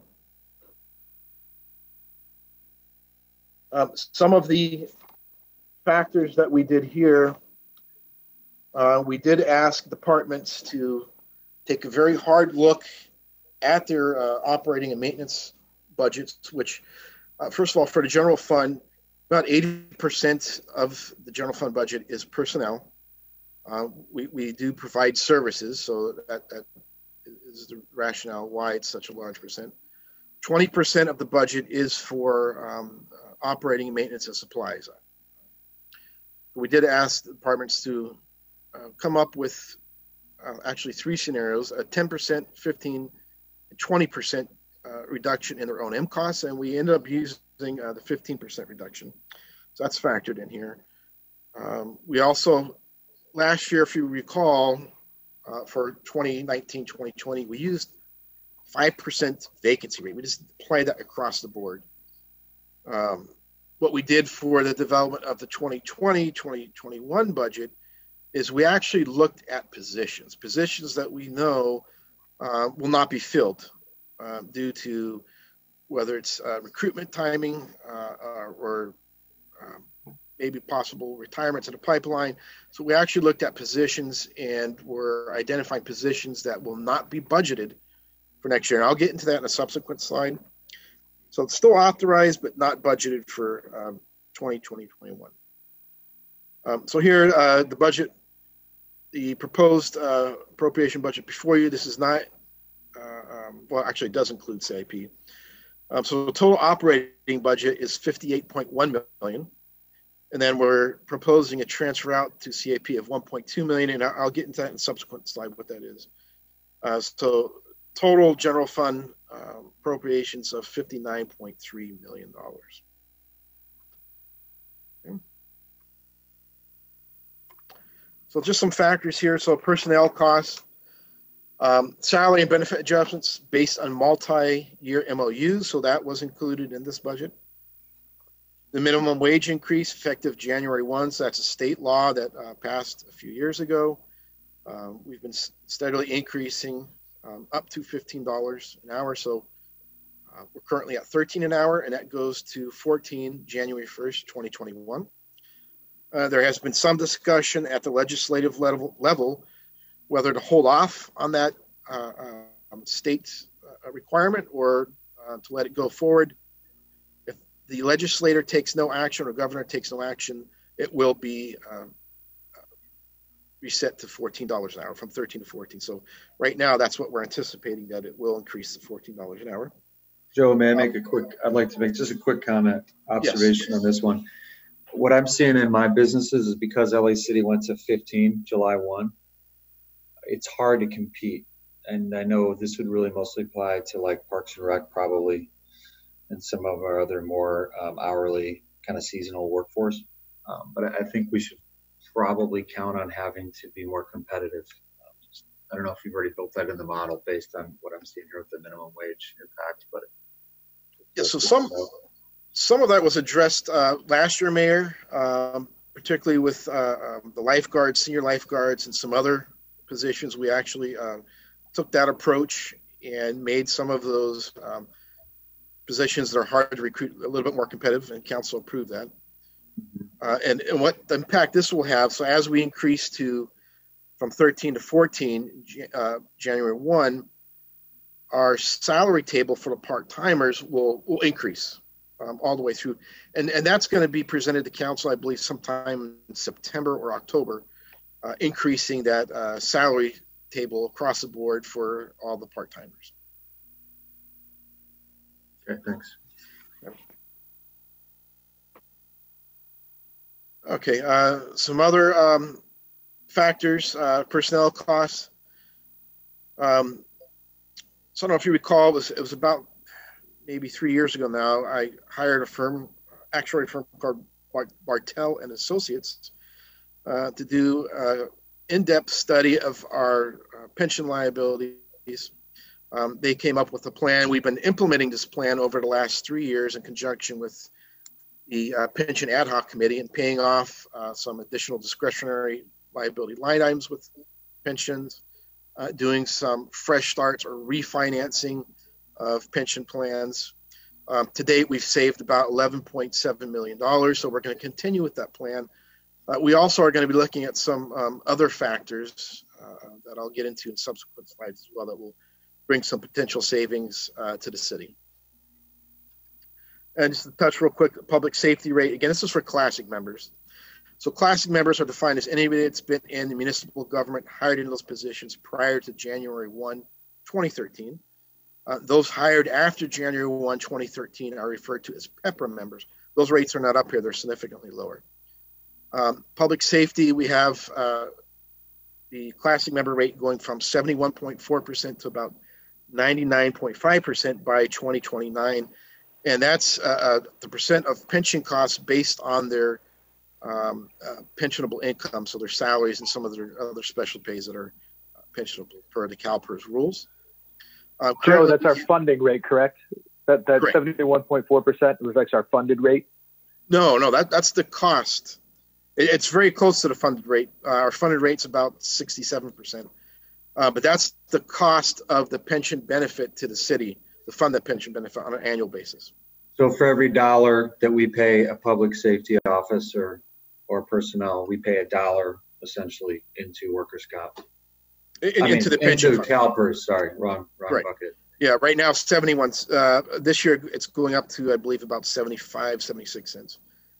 And with remind us on PEPRA, how that might shape out. Obviously, there's limits on what they can earn per year once they've retired, but what's our composite? Maybe that's too much detail. I know we're going to restructure the pension ad hoc committee with Mr. Nickel and Mr. Pimentel. Maybe that's getting into the weeds.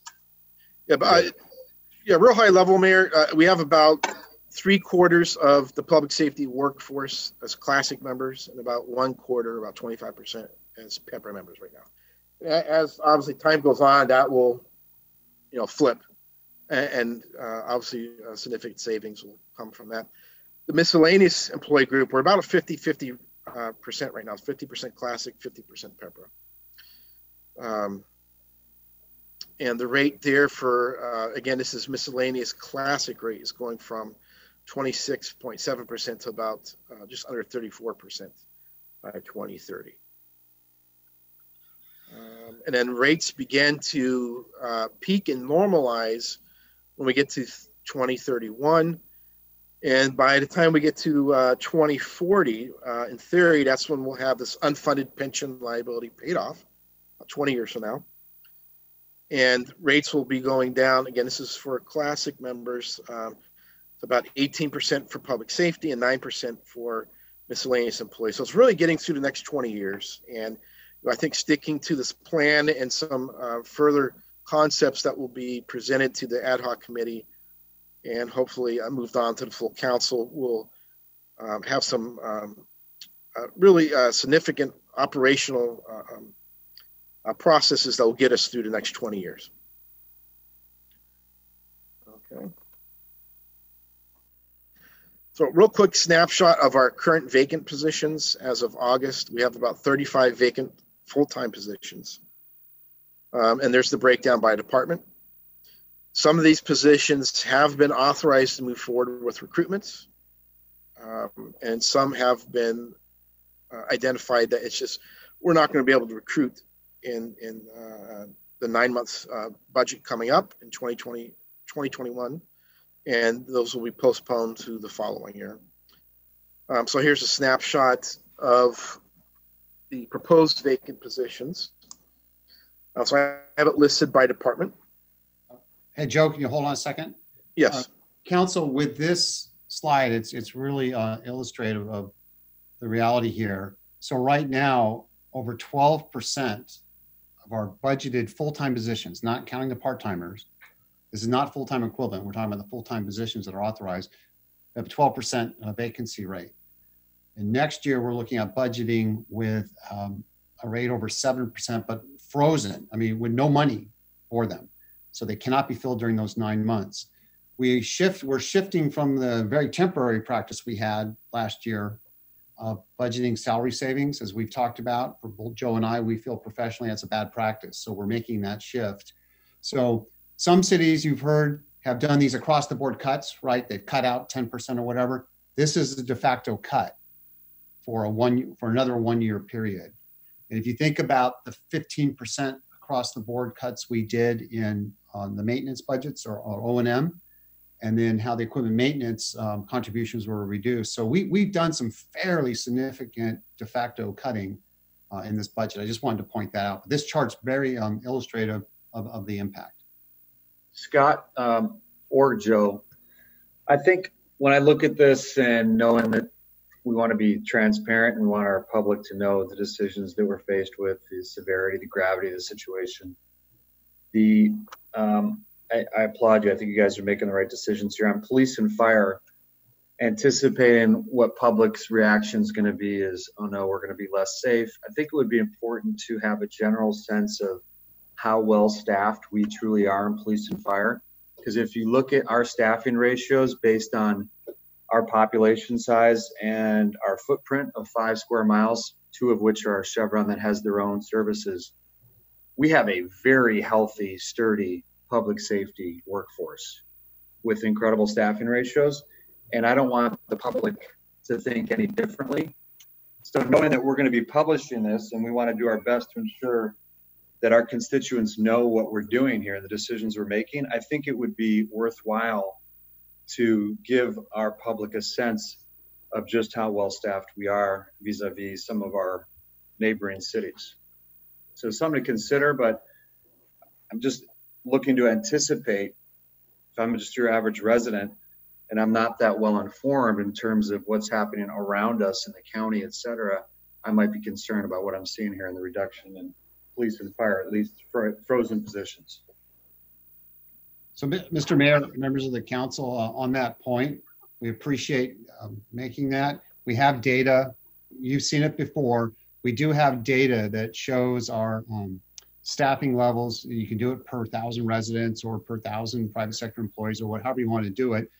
The mayor is correct. We'll still be in a very healthy position compared to other South Bay cities. But every city's different. They have different demands and so on. But I wish we were in the same room so I can look you in the eye. I'm looking at each of you on the screen here. Neither your police chief or fire chief and your city manager would put something in front of you that's going to jeopardize the safety, health, and well-being of the community, both those who live here and work here and visit here. So yes, we're facing tough times. The police and fire consume over 55% of the budget, a large chunk. They're definitely team players, but we're not putting at risk the frontline public safety services. And these are temporary. These are temporary. The goal is to get back eventually. Mr. Midnick, it may benefit us in sort of the liner notes of this when we go forward, just so when people ask us questions, we could speak to them and understand if those police positions include PSO positions or if they're patrol guys or something on that order. Yeah, we'll provide you that information definitely as we go into the public hearing. Yes, but we are not putting at risk the frontline patrol officers, for example, or the frontline first responders on the fire side. Yep, understood. Thank you. And this is Carol Persick. I have a question on finance. It says you only have 3 authorized positions. 1 is vacant, and you're going to free 1. So that doesn't make sense. You only have 2 positions in finance. That's a typo. Sorry. Okay, I was going to say. And then. Yeah. And then, so how many people are in finance? So it should be because this is combining finance and treasury. So that should be 18. Okay. Yeah, that was probably the city treasurer line item, Joe, before. We'll correct that. Right. And then you don't have, you didn't break out the city manager department. You put it all with other.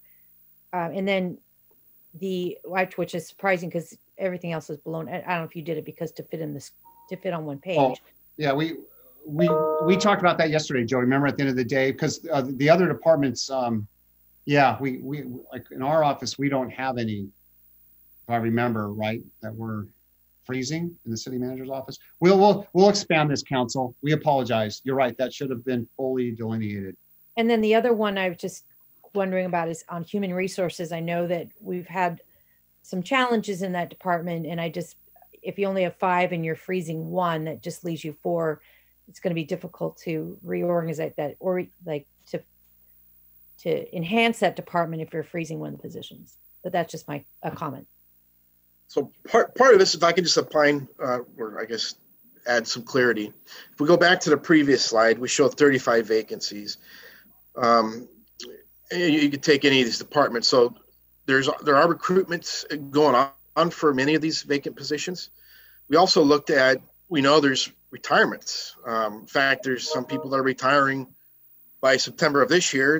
There are some retirements that we already been notified for October and November of 2020. So let's just take police for example. So we show 8 vacant positions right now. There's some recruitments in the process, and there's some retirements in the process. And what we looked at really is, like for instance, police takes 6 months plus to process and go through that whole background and onboard somebody.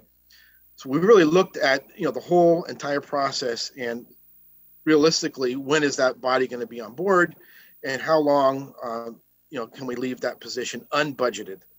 So there's some positions that are actually maybe like for instance, I'll use this as an example, 2 officer vacancies. And we know through the recruitment process that they're not going to be onboarding till mid-January. So that's a half vacancy for each officer, which equates to 1 full-time position being vacant for a year. So that's how we looked at it, and that's how this is presented. And we can provide clarity at the next budget meeting. So Joe, we're going to follow up and provide clarity on the departments. I believe the finance and other stuff is in the other department line there, or row. So council will provide you this clarity shortly. Thank you.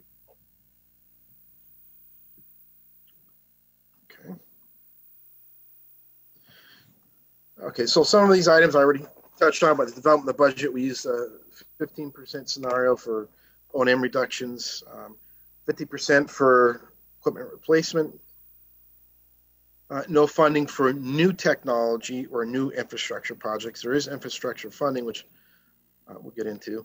And this slide you actually saw during the strategic planning last month.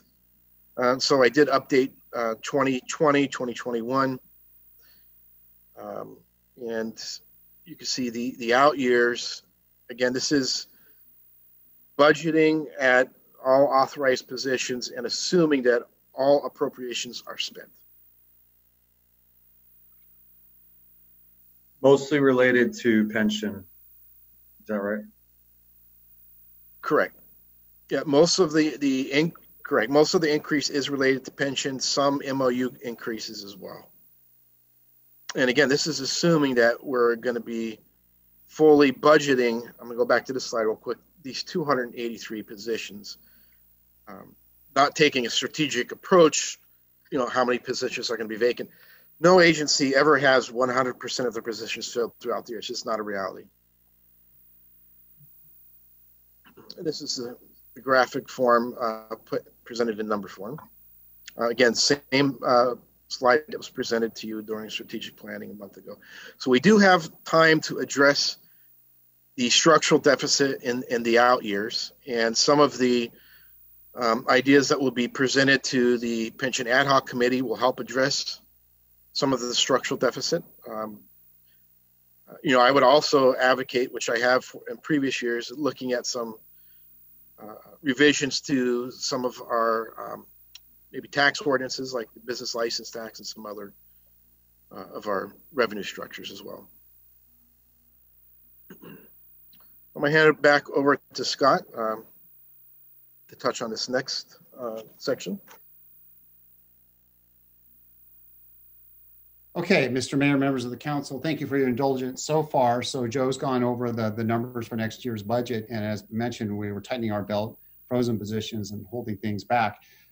There is one area where you have new requests in front of you. And this is because it's adhering to our internal rules that if we're going to propose anything to city council that is new or additional than what's in the existing base budget, it has to be either revenue offset or paid for via recurring reductions on the other side of the equation. So we have one item in front of you, and this has to do with the art and public places, a 1% fee that's in place now. To date, a little more than $480,000 has been generated. There'll be a slide on that. So the Arts and Culture Commission will budget recommendations for the city council. That'll appear on the next slide. We can go to that. And I'm going to ask our library services director, Melissa McCollum, to come onto the screen and walk the city council through this. And I believe there was, I don't know if there's additional information that you're going to provide, Melissa, but I'm going to hand it off to you. You'll walk them through this. And again, council, just for clarity, this is coming out of the Cultural Development Fund through the 1% of fee. We don't have general fund money as part of this request. And the committee has had at least one public meeting when they talked about this. All right, Melissa, are you there? Can we hand it off to you? I am. Good morning, all. I am happy to report that the Cultural Development Program is working as envisioned, with 6 developers either choosing to put public art on site or to pay an in lieu fee to the Cultural Development Fund since the beginning of the year. With over $486,000 in the fund currently, the Arts and Cultural Advisory Committee is ready to make recommendations regarding how to begin using money in fiscal year 2021 to expand public art and programming in El Segundo. And just as a reminder from the ordinance, expenditures of funds shall be limited to the following uses.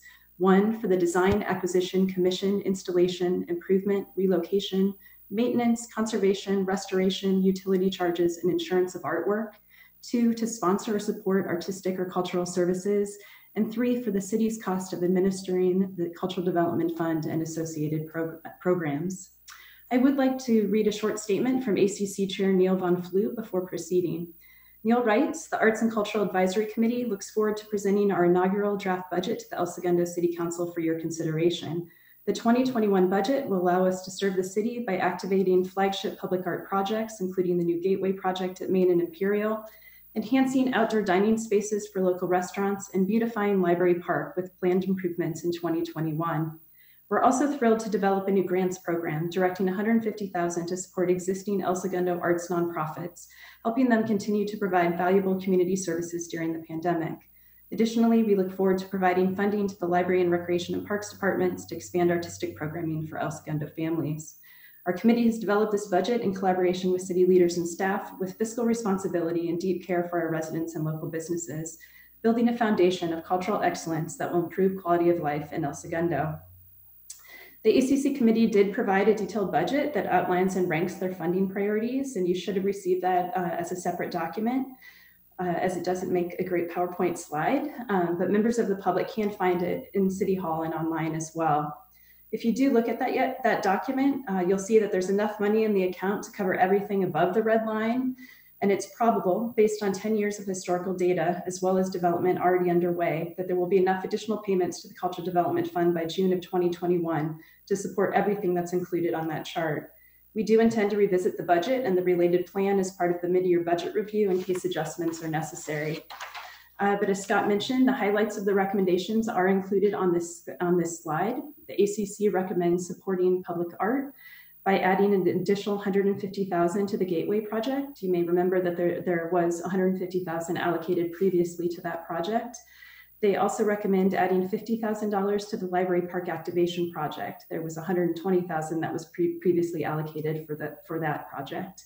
And concepts for both Gateway and Library Park are scheduled to be presented to City Council in September at your upcoming meetings. Again, the committee recommends contributing money to expand programming, both library and rec and park, for a total of $50,000.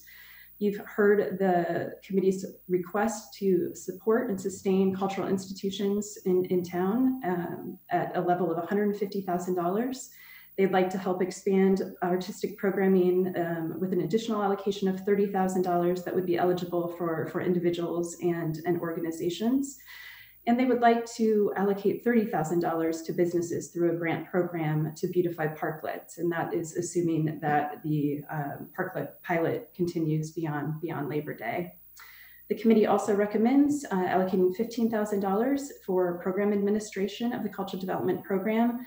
That amount will likely increase in future years as the program continues to grow. The ACC also recommends select projects and programming in fiscal year 2021 are evaluated with the DEI, so the diversity, equity, and inclusion lens, meaning to look for opportunities to exchange cultural experiences and support work by underrepresented artists. The committee believes inclusion will help build a culture of belonging in El Segundo by actively inviting the contribution and participation of all people. So staff supports the ACC's Cultural Development Fund recommendations for fiscal year 2021, and I'm happy to answer questions or receive feedback at this time. So this is Carol Prostick. Can you just explain the community grants, what that process will be to determine that, and who will be determining where the grant, who's going to determine who gets the grants? Sure, and if you do direct us to create a grant program, we can come back with many more details about what that would look like. I'll remind you that on the library website there is a cultural development program page that lists all of the administrative guidelines and talks in a little bit of detail about how the decisions are made for supporting public art and programming.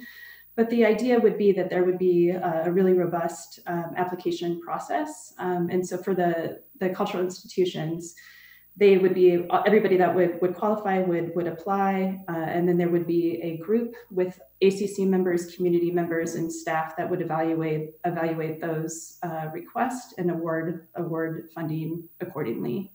And in a similar way, that would happen for the community grants for artistic programming as well as for the businesses.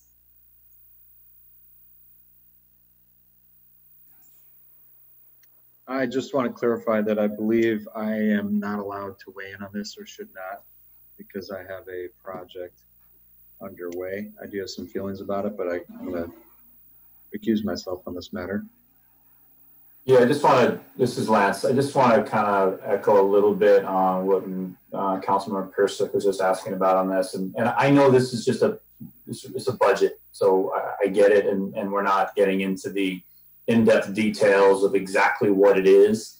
On the grant piece, I just personally want to make sure that whatever's being allocated and used is for the betterment of the community as a whole, and not to supplement during a very difficult economic time.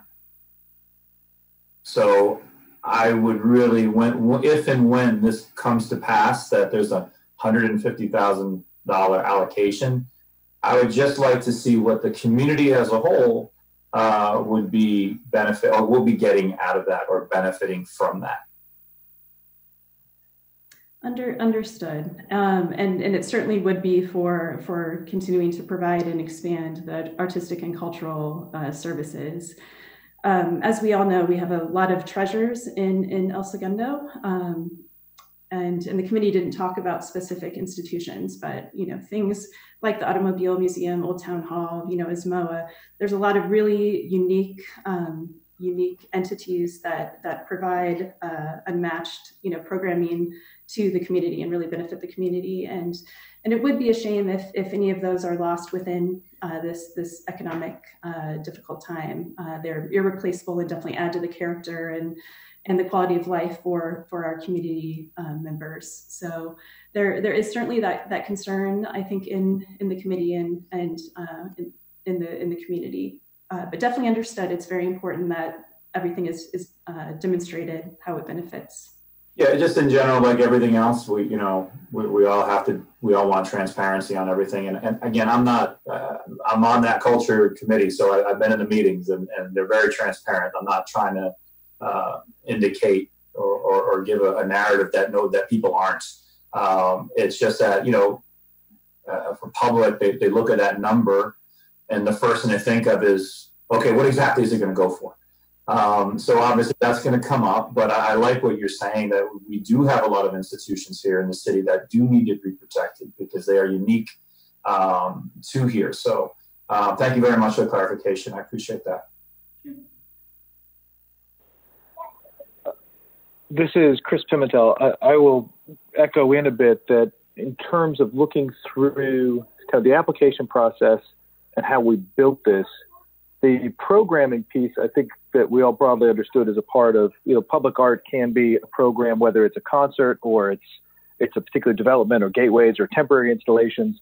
I think that we have to be very, very careful with a grant program. And I don't recall that being sort of part of the initial planning for what this % for arts would be. When you get into grants, which inherently have the risk of the city sort of losing control of what those organizations do, that risks this being, instead of a cultural enrichment program for the city of El Segundo, but a divisive or the tail wagging the dog on this entire program. So I think that I look at this with a great deal of caution, that grants to nonprofit cultural institutions can mean a lot of things to a lot of people. And what we see as a great opportunity to enrich culturally the environment of El Segundo, protect some of our cultural treasures, could really end up with the proverbial, people picketing on Main Street because one person's art is one person's offensive piece. Now, the nature of art will always carry that hazard, but the community grant piece, I don't recall being a part of our initial concept for this. And I don't disagree with the intent of it, but I really see some real potentially problematic pieces to it. So I think we may want to revisit or really clarify what that looks like. And no one wants to be the Debbie Downer and saying we only want really anodyne cultural programs, but I think we have to really be mindful of the risks that we are taking on if we start writing checks to people for their concept of art that become elements of taking a lot of city and staff time fighting over whether we should have a blue bench or an orange bench or a green bench or whatever, because they mean different things to different people. That's all. Thank you for the feedback, and we can definitely talk in more detail about the design of the grant program. I do think it was something that we mentioned previously, but definitely understand your comments. I think from the committee's view, they're really looking at it as an opportunity to do more by looking at it as a partnership model, partnering with our cultural institutions that are already doing good work with the creative community, and then also the ones that are more led by the ACC or by city staff in terms of artistically enhancing the capital projects that are already in place. So I think there is a desire to be collaborative and to be able to do more quickly by these partnerships and enabling some of the programming in the projects. But I definitely understand the need for additional oversight in the program and once if grants were issued. So thank you.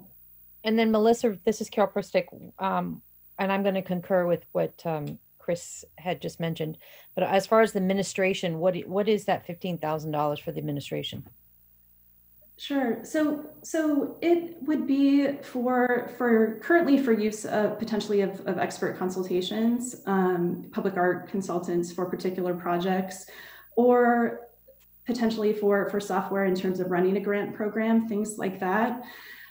In the future, as part of the library reorganization, we are hoping to convert a position from a librarian to a public art specialist. And so some of that person's responsibilities could be absorbed within this line item. So that's why in future years, likely that will increase because it is becoming a larger function of what the library does in terms of cultural services. Does that answer the question? Or it's basically for the administration of the program for costs that would be associated with that. Yeah, thank you. So just at this juncture, then we're not approving, disapproving. We're just that you're just giving us information, and this will be coming before us again for a vote or recommendation at a later time. Correct? City Council, Scott Mitnick here, City Manager. Yes, but we would be appreciative if you could give us some thoughts or feedback that Melissa and staff can convey to the committee. We are aware of the discussion the council had when this was put together as a concept, and then it was ultimately adopted by the City Council. So I think it was a little bit before my time. I know it was adopted right after I arrived here, so I'm still learning too on the intent here. But if you would like to see this go in a different direction, you could make comments now, or we can bring it back as a separate item. It should come back as part of the budget that you'll vote on in September to go into effect on October 1. We can handle this as a separate item. It's really your call. We're very flexible. So this characteristic, I'm going to once again reiterate what Chris and Lance mentioned about the community grants. I think we need to vet that a little bit more, and I think that the large sum of money that's going to community grant seems very. I have some concerns about the large amount of money going toward community grants rather than projects. So that would be my 2 cents. This is Councilmember Giroux. I completely echo what Councilmember Persick is saying. That's a large number. Now, listen, I know this is I think we're obviously all for a cultural development fund. I don't think that's the issue here. It's new, and there's going to be growing pains as we figure out the right path to go forward on it. So we shouldn't get, nobody should be upset either way on this. This is just part of the process. But it's just, I think we all had a kind of a vision of seeing how this could directly relate to what is done for the community itself. And I just think maybe we need to see a little bit more of what that is before we could probably approve something like this. This is Drew. I'm going to weigh in real quick because city attorney told me I could actually weigh in on this. So just to correct one thing Lance said, we're not all in favor of the fund. I was not in favor of the fund to begin with. I wanted to encourage developers to do their own thing and provide incentives. And I know we incorporated some of that by way of allowing developers to do their own art in lieu of paying into the fund if they so chose to do so. I also have some concerns about the community grants and would like to see more actual tangible art, because the issue I had all along was that art is so subjective and really in the eye of the beholder. It's how do you demonstrate to our constituents, the business developers that are paying into this, as well as the residents, that this is a worthwhile endeavor. And I'll just leave it at that. It sounds like, Melissa, you're already going to come back with some refinement to this, but I just wanted to make sure my voice was heard on that.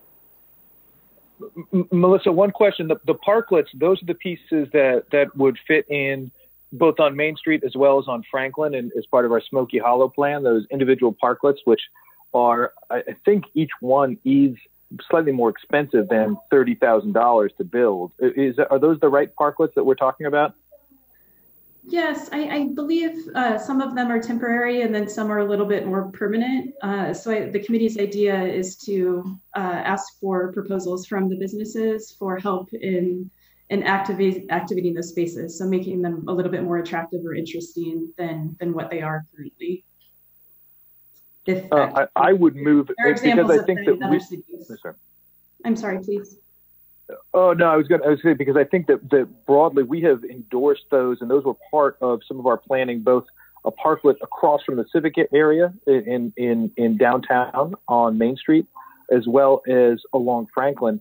I think that as we have been in favor of those in the past and looked for ways to fund those, in regard to spending out this fund, I would take the only change I would make is under those community grants, moving that line item from nonprofit cultural institutions and allocating those funds into the parklets. I think that whether or not they get spent this year, planning for those is something we've endorsed in the past. We now have a funding source, which we did not have. I think that money is probably better used and more safely used in that regard.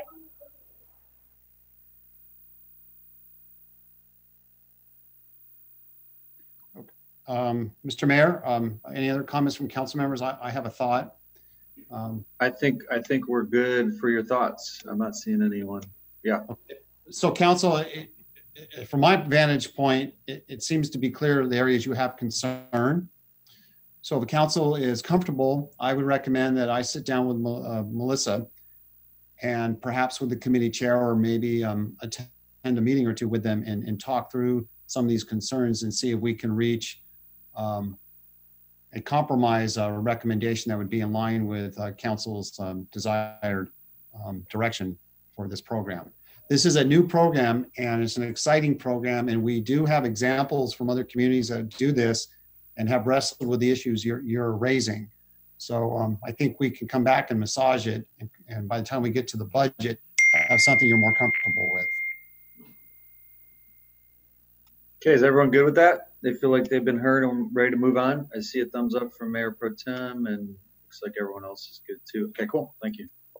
Yeah. So thank you for your patience with that. And Melissa, you and your staff, thank you for trying to shepherd this thing through. And okay, we'll go forward with that. Thank you. Thank you.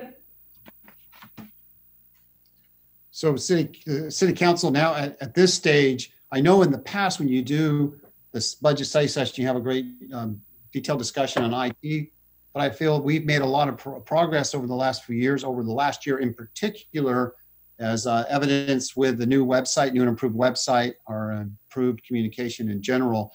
So this time I would ask that our IT director give you a brief update on the initiatives that are proposed for next year, rather than giving you a detailed overview of what's been achieved over the last year. So having said that, Charles, would you mind stepping up and quickly, if you will, go through what's being proposed next year? And we do have funding in the budget to tackle most of this, if not all of this. Thank you. Yes, sure. Thank you, Scott. Thank you. Good morning, Mayor, Mayor Pro Tem, and City Council, and all others. The slide that you see before you is Information Technology Services initiatives for 2021. There are 9 of them. Some of the items that I think are pretty significant will be item number 1. We need to refresh our strategic plan and look out into the next 3 years, say 3 to 5 years. So that'll be important to get that accomplished next year. And then item number 3, we're looking at solidifying our infrastructure. As we talked about before, a lot of the work that we're going to be doing going forward will count on a very sound foundation. So that will help us move that foundation forward. Some of the other items, item number 8, we'll be looking at Smoky Hollow. As you know, a number of years ago, there was an assessment done of Smoky Hollow. I'm going to take that assessment, and then we're going to move it to the next level and start looking at possible solutions for Smoky Hollow and from a broadband perspective. And, you know, with that said, I'm more than happy to answer any questions or anything that you may see fit. Charles, I just want to say, first of all, thank you. You've made such a huge impact on IT and just the infrastructure. Well, just a couple of years you've been here. On the ERP evaluation, I think at one point we were concerned that Eden would be discontinuing their module and forcing everyone to go to the cloud. Is that, am I remembering that correctly? And or is this a must-have or a nice-to-have? This ERP Eden evaluation. Yeah, I think it's a must-have. Eaton actually was purchased by another company at this point. And what we'll do is that we will need to look at going into the cloud. I want to start the evaluation because typically this is a 2 to 3 year project. This is probably one of the larger projects on our list. So it's important that we get that started. Got it. And if times were tough for the next couple of years, is there a stopgap measure or workaround we could do in the meantime, or are we pretty much stuck without having to migrate to another? Yes, I believe that we will continue to work with the Eaton application and make sure that we can continue to support it. Even if it goes off of support, we may just have to pay a premium in order to continue to use it. But that won't be a surprise. We'll continue to work with the agency and to make sure that we're covered from a financial standpoint. Obviously, this is one of our more important enterprise systems. So we'll make sure that that everything is functioning. Okay, thank you, sir. Someone, I'm not sure who is unmuted, but I got what you said. Thank you, sir. Appreciate it. Charles, this is Carol Perstick asking. So could you, I know the development permitting system is very near and dear to my heart. So could you just give us a quick update on that? Because I know it's been on the list of projects for quite a few years. And then also just give us a quick update on as far as our servers. And, you know, I know that because we had a couple issues of hacking in the last couple years, and I just want to make sure that we're prepared for, and our servers are secure. Okay, sure. With respect to the development permitting system, we are approximately 25% through the project. Okay, our stretch goal is to have that completed first quarter next year. Our probably a more realistic goal is to have it complete by September of next year. That is moving along well, working with Sam and his team, and their department is doing a great job with respect to moving that forward. And we'll be integrating that system into all of our others. So I'm very excited that that's moving along. We're about 25% there. As it relates to our, I'm sorry, go ahead. So just for clarifications for the public, that's the last, out of all of our departments, that's the one department system that has not had a major upgrade in the last 4 years. All other departments have really upgraded their systems. That's the kind of the last one that needs to be majorly upgraded, other than the agenda management system. Correct, and ERP, our finance system as well, item number 6. Okay, as it relates to our infrastructure, we will complete that project by the end of this year, which is September 30th. We're probably about 80–85% there. So that project is going quite well. We've relocated our data center off-site to a much more secure area that provides 24-hour service in terms of, in terms of support, in terms of fire suppression, in terms of access, so forth and so on. So I'm really excited that we're just about completed with that particular project. From a cybersecurity standpoint, I look at that as multi-layered, right? We need to continue to train people internally. We need to continue to train new staffers. We also need to look at internal testing. With respect to making people aware of the type of threats that are actually out there. So I believe that the combination of the training that we're doing internally, as well as fortifying our infrastructure and looking at additional cybersecurity monitoring, I think we're in better shape than we have been before. The unfortunate thing about cybersecurity is that you can never really make promises, but what I can promise is that we'll do the best we can to protect our data. And in the event that we do have another incident, we are prepared to respond quickly and get services back online as quickly as possible.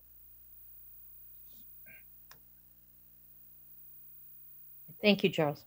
You're welcome. And thank you, Mr. Mayor, for the comments. And if there are no other questions. It looks like everyone's good. Thanks, Charles. All right, thank you. Okay, Mr. Mayor, members of council, we're going to go on to the next section. But while Charles is still tuning in, Charles, we all look forward to the upgrades and a more user-friendly AV operation in the council chamber. Right, council members? Yeah. We want to deliver a better product to our community so they can watch these meetings more conveniently. Yes. Okay. Well, actually, that's a good segue into the capital improvements program budget update. It's a good example of what happens when we defer and delay doing what should be routine maintenance and routine upgrades. We stretch the life as long as possible of what is today antiquated equipment in the council chamber and all the audio-visual stuff. So we got our money's worth out of that equipment. Okay, segue to the capital improvements program.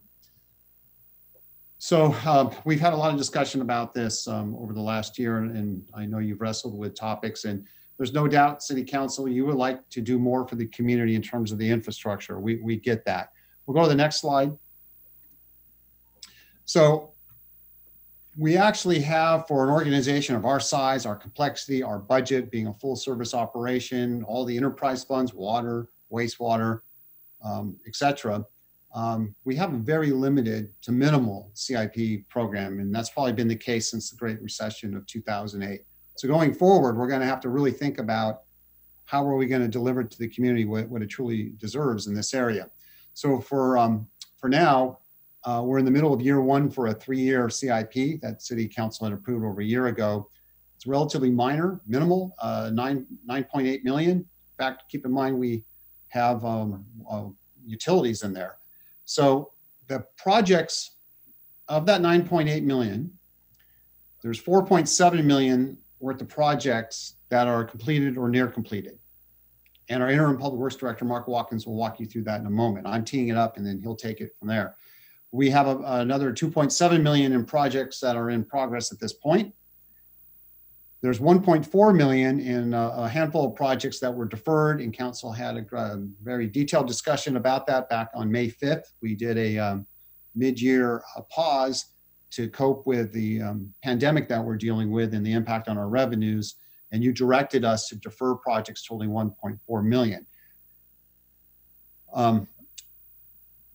We'll talk about that in a moment. And there's $1 million that's still set aside reserved to do the plunge rehab project when that comes back before you. As a reminder, you recently authorized and appropriated money to, or authorized, we have the money to do the design for the plunge. So that'll come back to you in due time. So may we go to the next slide, and I'm going to hand it off to Mark Watkins. Hey, Scott, just as a quick aside from a process standpoint, I know we anticipated ending at 10. We've had a lot of questions. It's been great engagement. If you had to guess, do you know what time we will be wrapping?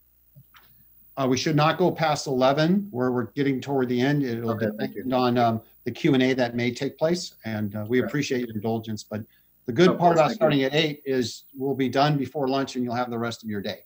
Okay. Yeah, just wanted to get a sense. Thank you. Sorry about that. Hand it off to Mark Watkins, Interim Public Works Director. Thank you, Mark. Thank you, Scott. Mayor Boyles, member of the council. I'll go through this real quick because a lot of these projects you've already seen. We did a mid-year budget update that included some of these projects. When we said 4.7 completed, near completed, that means that they've either in construction or they're nearly done with construction. Actually, 2 of these projects will come to you for final acceptance at your next meeting on August the 18th. And so I won't focus on those. The next slide, please. These are the projects that are in progress. What that means is that they are either in design or the design is nearly complete, and the next phase for them will be construction. Actually, 2 of these projects will also be before you at your next meeting, August 18th. The annual roadway rehab and the annual wastewater will be coming to you with authorization to advertise for bids. So those are the projects that are currently underway. And then next slide. And then these are the projects that were deferred. There's these 4 projects. You're well aware of which those are. They're the ones that Recreation Park, the City Hall windows, Memory Row Fitness Trail, and Park Vista. Those were all deferred this year to move the funding into the next fiscal year. And so with that, and the next slide, the proposal for the next fiscal year would be basically to add no new projects to the 3-year CIP. Last year, you adopted a 3-year plan. I just gave you a quick update for year 1. This would be year 2 of that plan. We would propose adding in those 4 projects that were deferred from this year, and then moving forward with all the others. The exception to that being the facilities condition assessment projects. So if you recall, that was presented to you last year. It was a very well done report on all the city-owned facilities, and it proposed a fairly aggressive plan to start reinvesting in those facilities that would have started this fiscal year. So all of those projects are proposed to be bumped into the fiscal 21-22 fiscal year. It works okay for this year. There, obviously, we are part of the vacancies everybody else is part of. So the engineering staff we normally have at 8 currently sits at 6. So our ability to deliver capital projects is somewhat hindered. COVID has impacted how we work, although we've adapted to that pretty well. Next month is only a 9-month budget, so the projects that we're proposing bumping wouldn't be bumped for too long. And then the good news on that is we did receive the $5 million from Metro this year to start the Park Place design. So we only have $600,000 programmed for this first year, but that is a large and a heavy lift to get that project, the RFP complete and awarded during this first year. Then that will be programmed out during the next several years. And so that's it for CIP for this year. Certainly happy to answer any questions.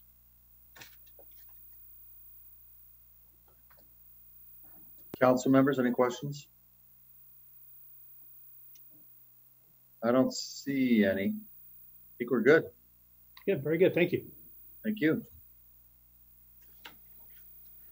Okay, Council. So to kind of review the general fund, estimated revenues, proposed appropriations, and then the CIP. Estimated revenues, again, are about $58.3 million. So that's looking at the top of the slide, and we're working our way down. proposed appropriations without CIP, $58.1 million. So that's a difference of positive $215,000. Proposed CIP projects that we're going to be funding with general fund dollars, $1.2 million. And that's 750 for, I'll go back to one previous slide real quick. So looking at this slide, 750 for the recreation park projects, restrooms, skate park, teen center, and then 450,000 for city hall windows. That's where we come up with 1.2 million of proposed CIP projects. So the difference there is a negative 984,000. And we're recommending use, one-time use of economic uncertainty reserve to fund that. So that would bring the economic uncertainty reserve from 2 million down to 1,015,811, which would be restored as the economy and revenue improves. Ending fund balance for the general fund, so ending June 30, 2021, estimated at about $13.1 million. Now, if we look at our 20% reserve policy, which council has adopted, that would mean having a reserve of $11.9 million. However, that's based on the 9-month budget. If we look at it from a 12-month cycle, we would need about $15.4 million. So that is the recommendation before you. I'm going to get into reserves in subsequent slides. So if council did not want to use the economic uncertainty reserve, we would have to dip into the general fund reserves. That's the fund the capital. That's the only way to fund the 1.2 million of capital. We have no other sources of funds to identify to fund those projects. So proposed reserves for 2020-21, maintaining the 20% reserve policy for the general fund. Economic uncertainty fund temporarily decreases from 2 million down to 1,015,000, using that 984,000 to partially fund capital. Workers' comp fund, we currently have a balance of $7.1 million. That's about 70% funded. And that is our total liabilities are about 10.5 million in the workers' comp fund. And then our general liability fund, we have a fund balance of about 1 million, a reserve of 1 million.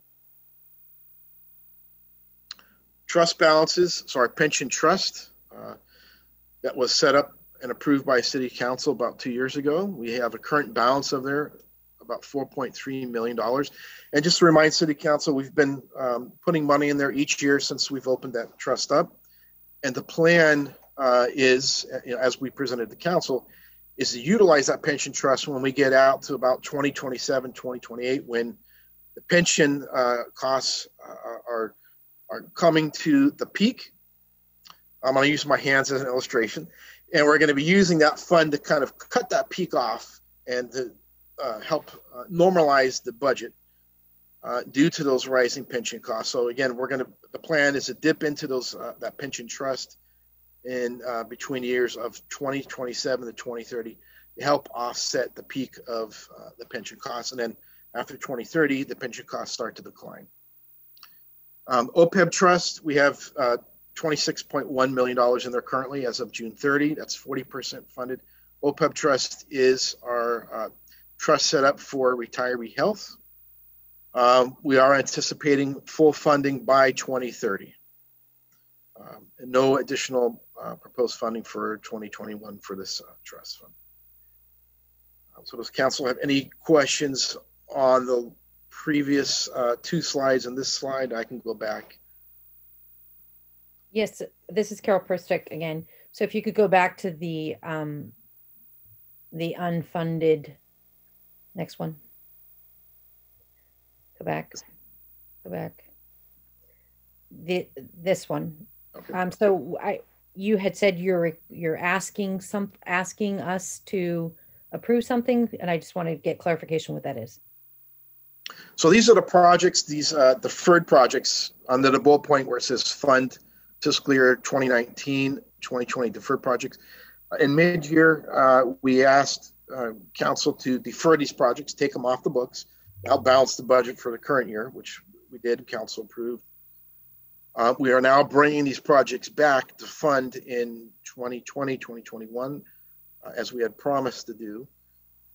And about 1.2 million of this 1.4 is coming from general fund. We do have 150,000 coming from where it says DEV funds, that's developer fee funds. So that's non-general fund source. And then 60,000 for the Park Vista Senior Center plumbing designs coming from senior fund. So we do need 1.2 million for City Hall windows and the Recreation Park project, skate park, teen center, restrooms. So that's where we're coming up with here on this slide where it says proposed CIP projects funding 1.2 million of that 1.4 from the general fund. We would need to dip into the economic uncertainty reserve. Well, that's what I'm recommending, 984,000 to fund those projects. So if you could go back one more slide.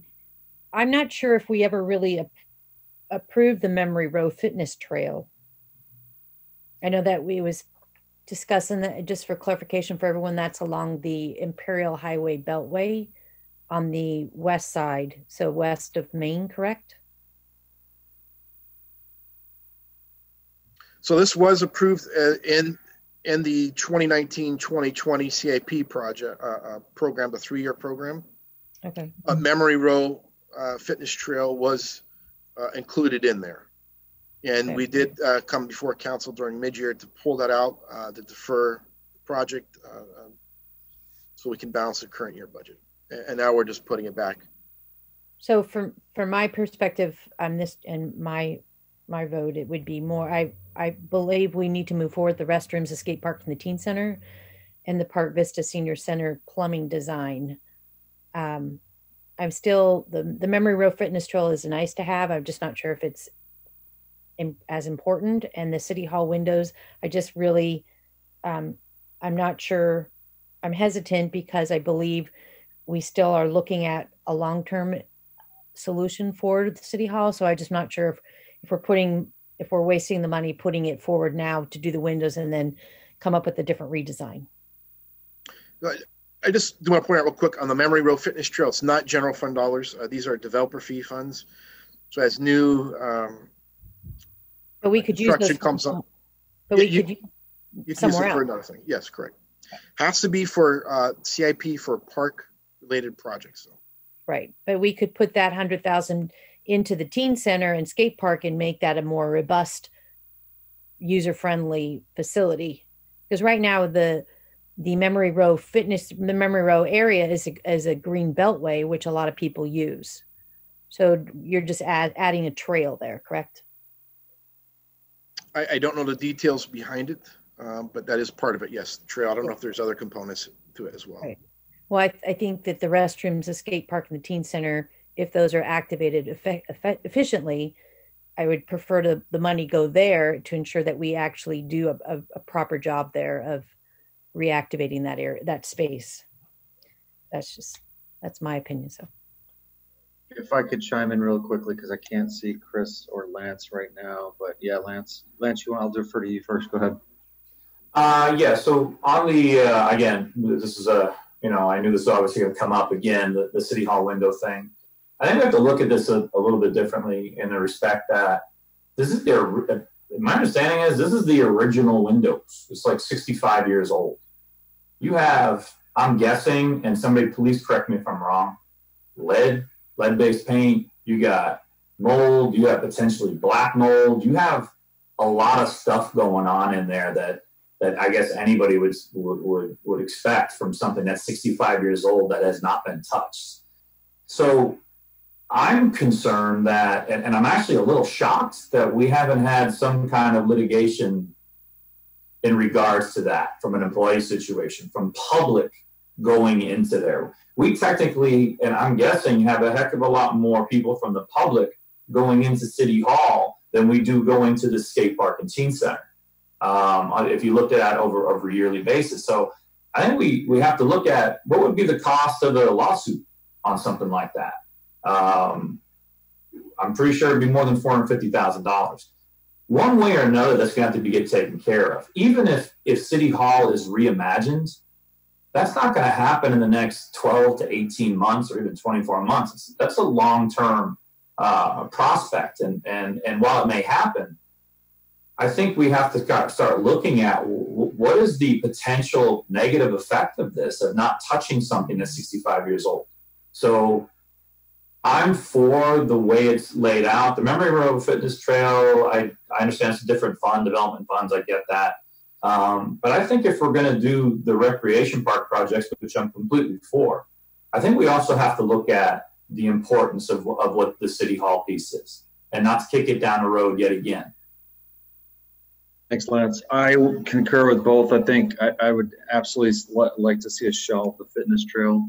I'd like to see that $100,000 put towards the plunge, not the teen center, because I don't think we truly have the vision of what the teen center will be yet, but we've made commitments to the public for many years now about the plunge. And we also have Chevron that's helped with funds, Richard Lundquist with the South Bay Health and Sports Foundation.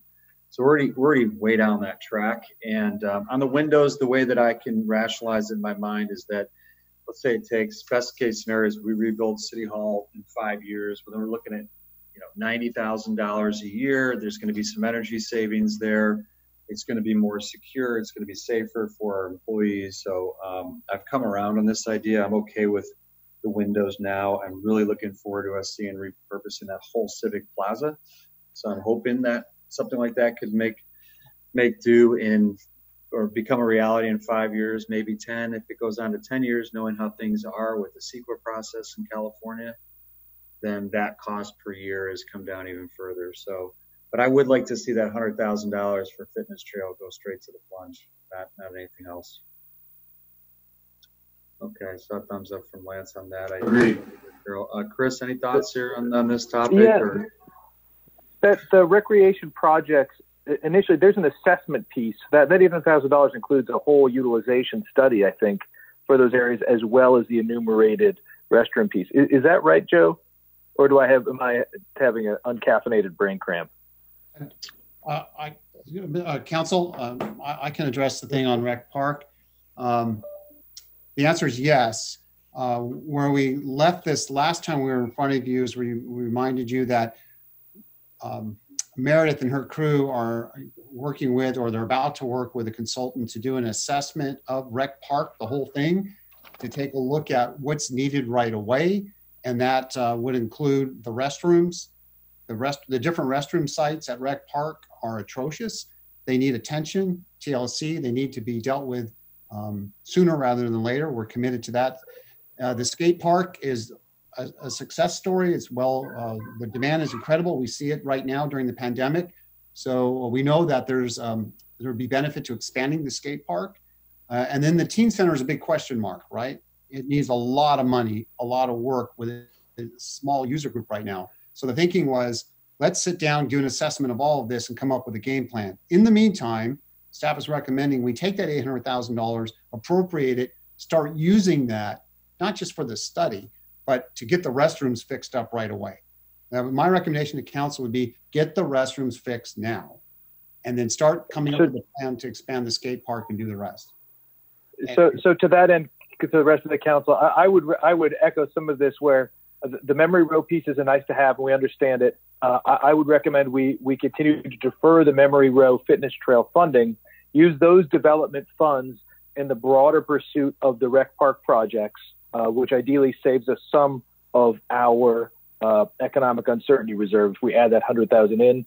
I know that the plunge piece is moving ahead because that money is already allocated, and we have that, and we know what the plan is for those things. And I will broadly endorse the City Hall windows piece.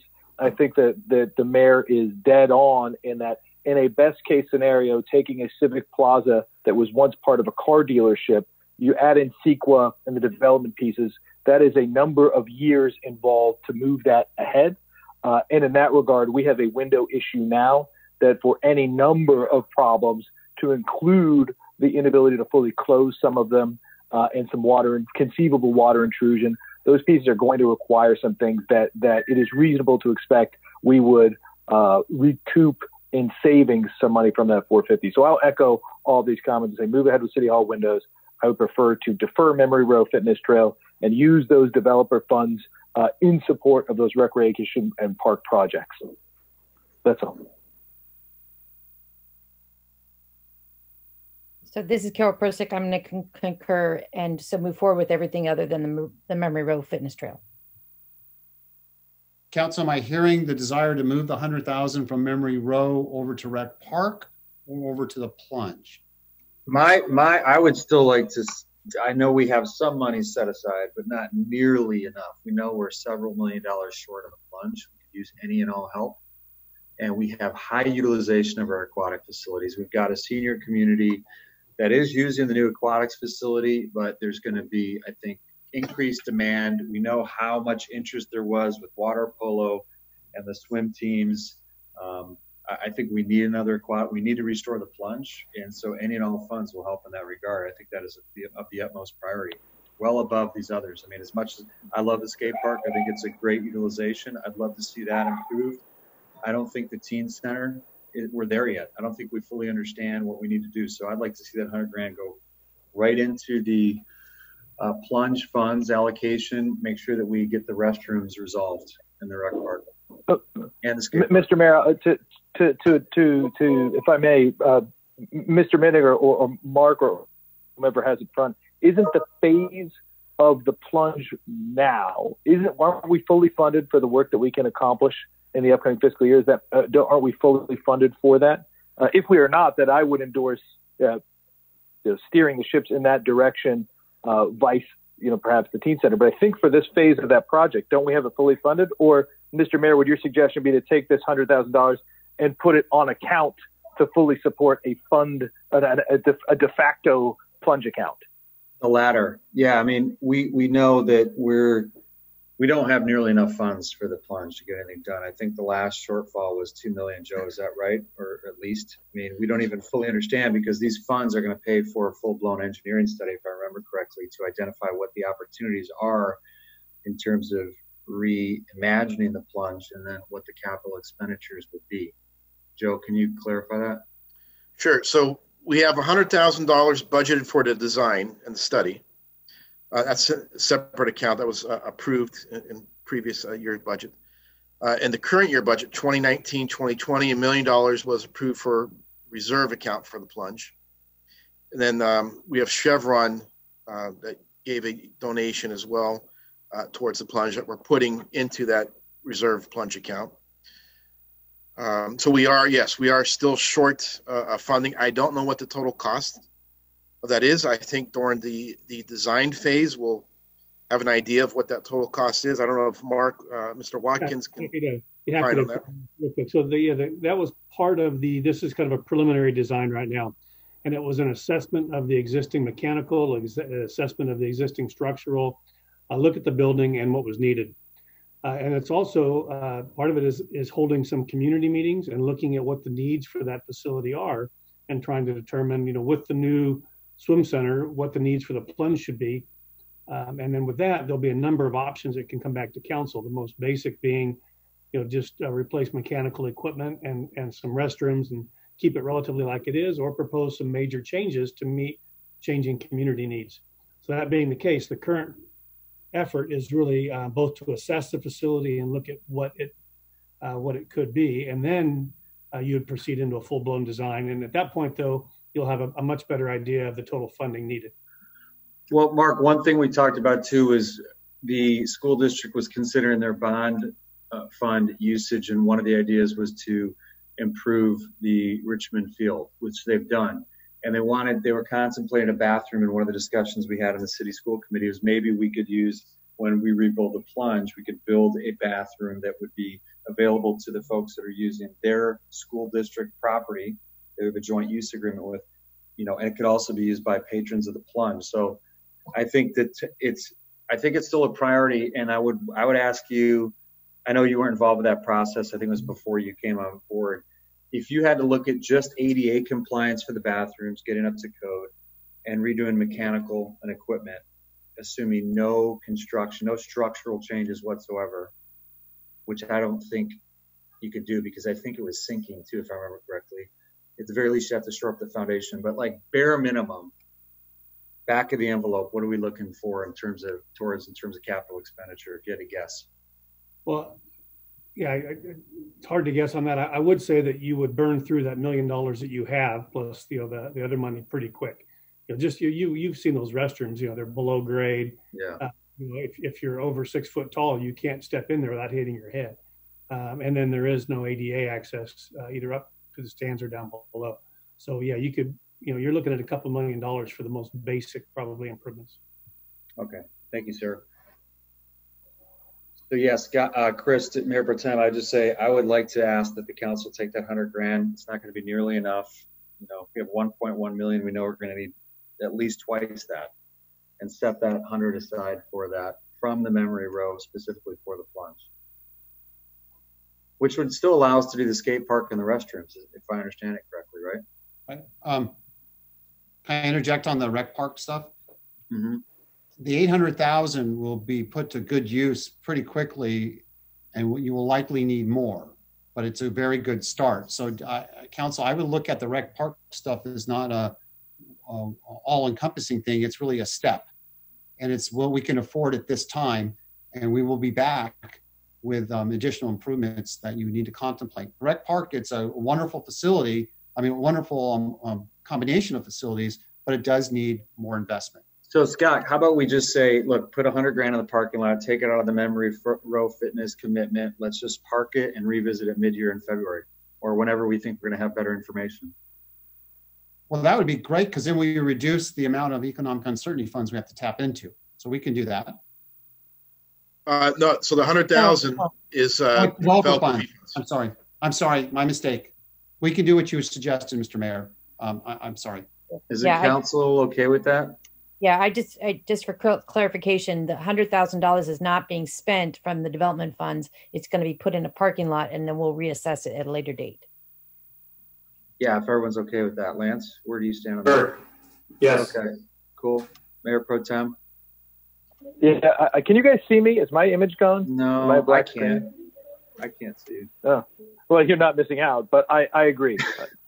Okay, cool. Thank you, sir. Okay. Okay. All right, so we're done with CIP for now, right? Okay. I think so. And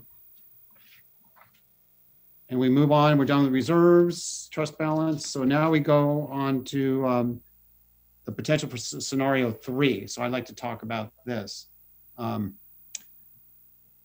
Okay, so what we presented to you will be a balanced budget with a lot of trimming and a fair amount of pain, but we're able to run the municipality without having to take the draconian measures of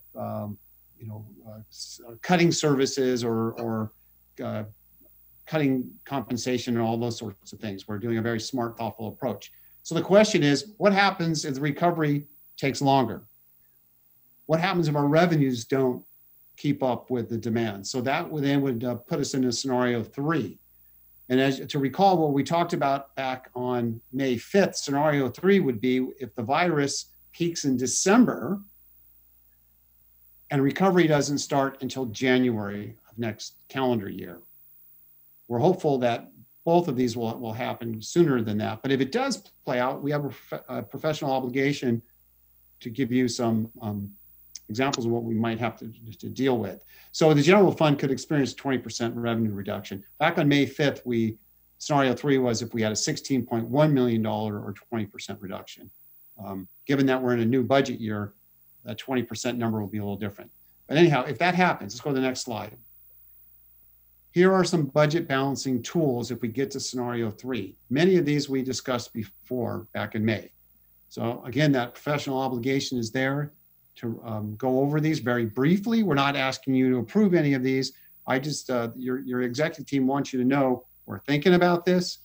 If we have to go down this path, we can. We don't want to, but we're ready if we need to. And it will include the following.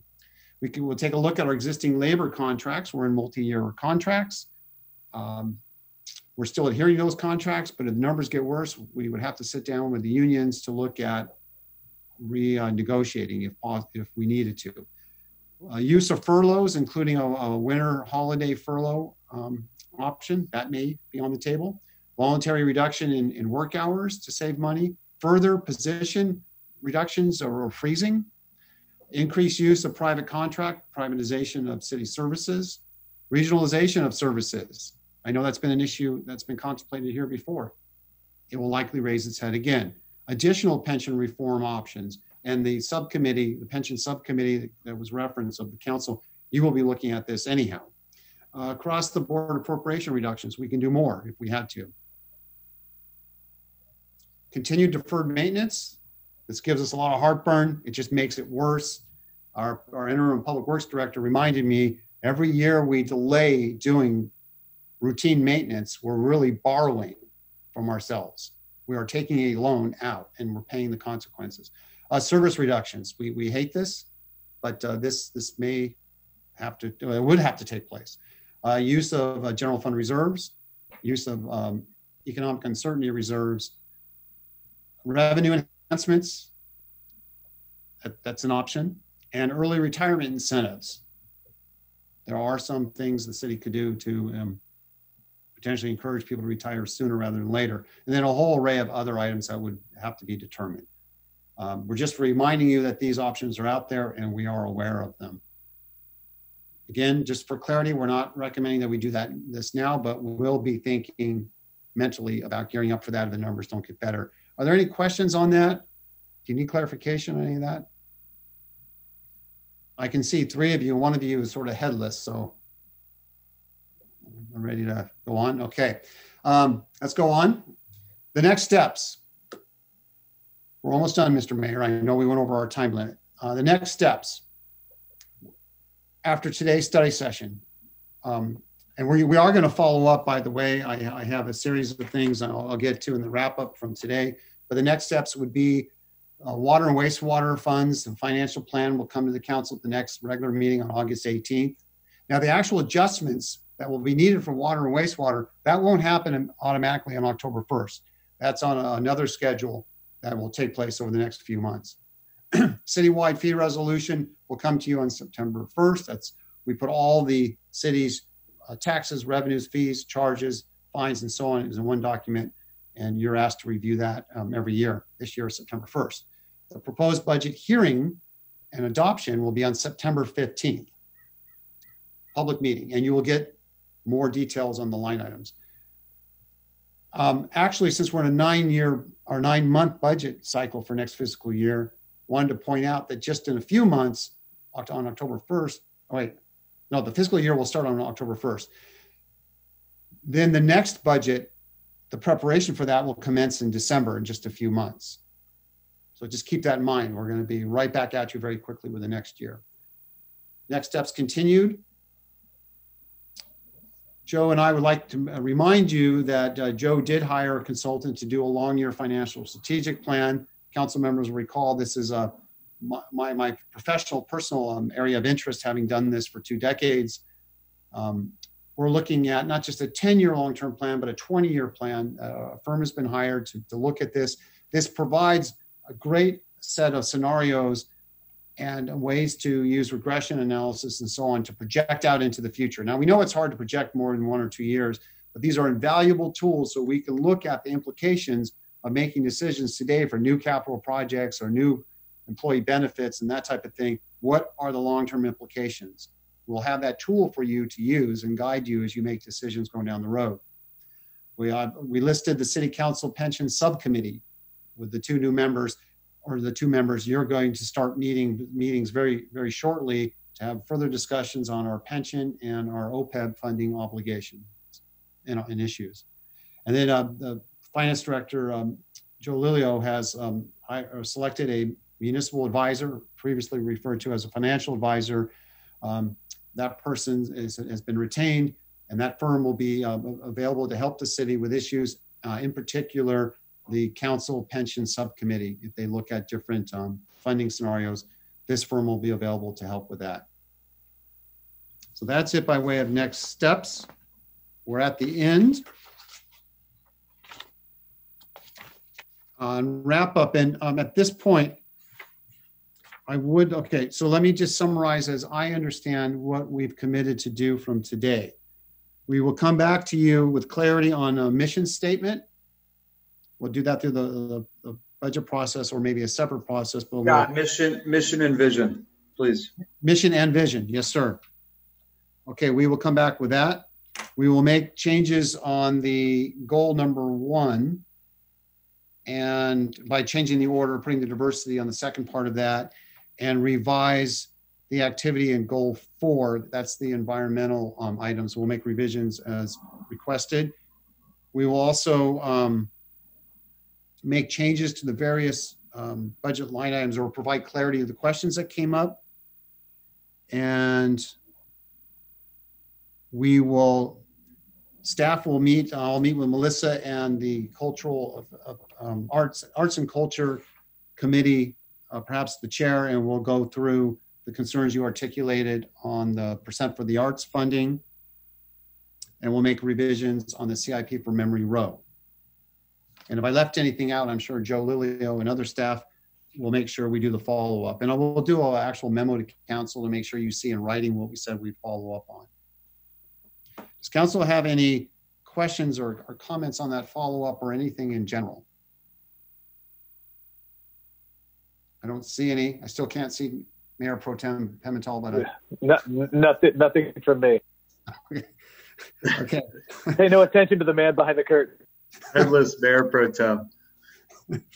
And then, council, at the very end here, I would like to say thank you to the council for your leadership and your patience with us. I know this is tedious at times.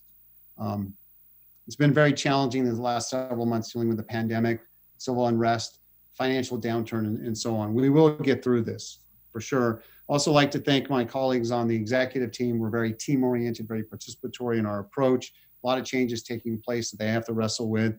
I'd like to acknowledge the employee unions and associations and the leadership. We're reaching out to them. We're trying to work with them as best we can. And then also to all the men and women that work here, all the employees that have to do the heavy lifting every day. They live with the consequences of what we talk about at meetings like this. And then finally to the residents, the taxpayers and ratepayers, we're doing our level best to provide you with the best services possible with limited resources during challenging times. So that's it, City Council. Thank you so much. Well done. Thank you. All right, we're going to close the budget study workshop at 11:01. Thank you. Thank you.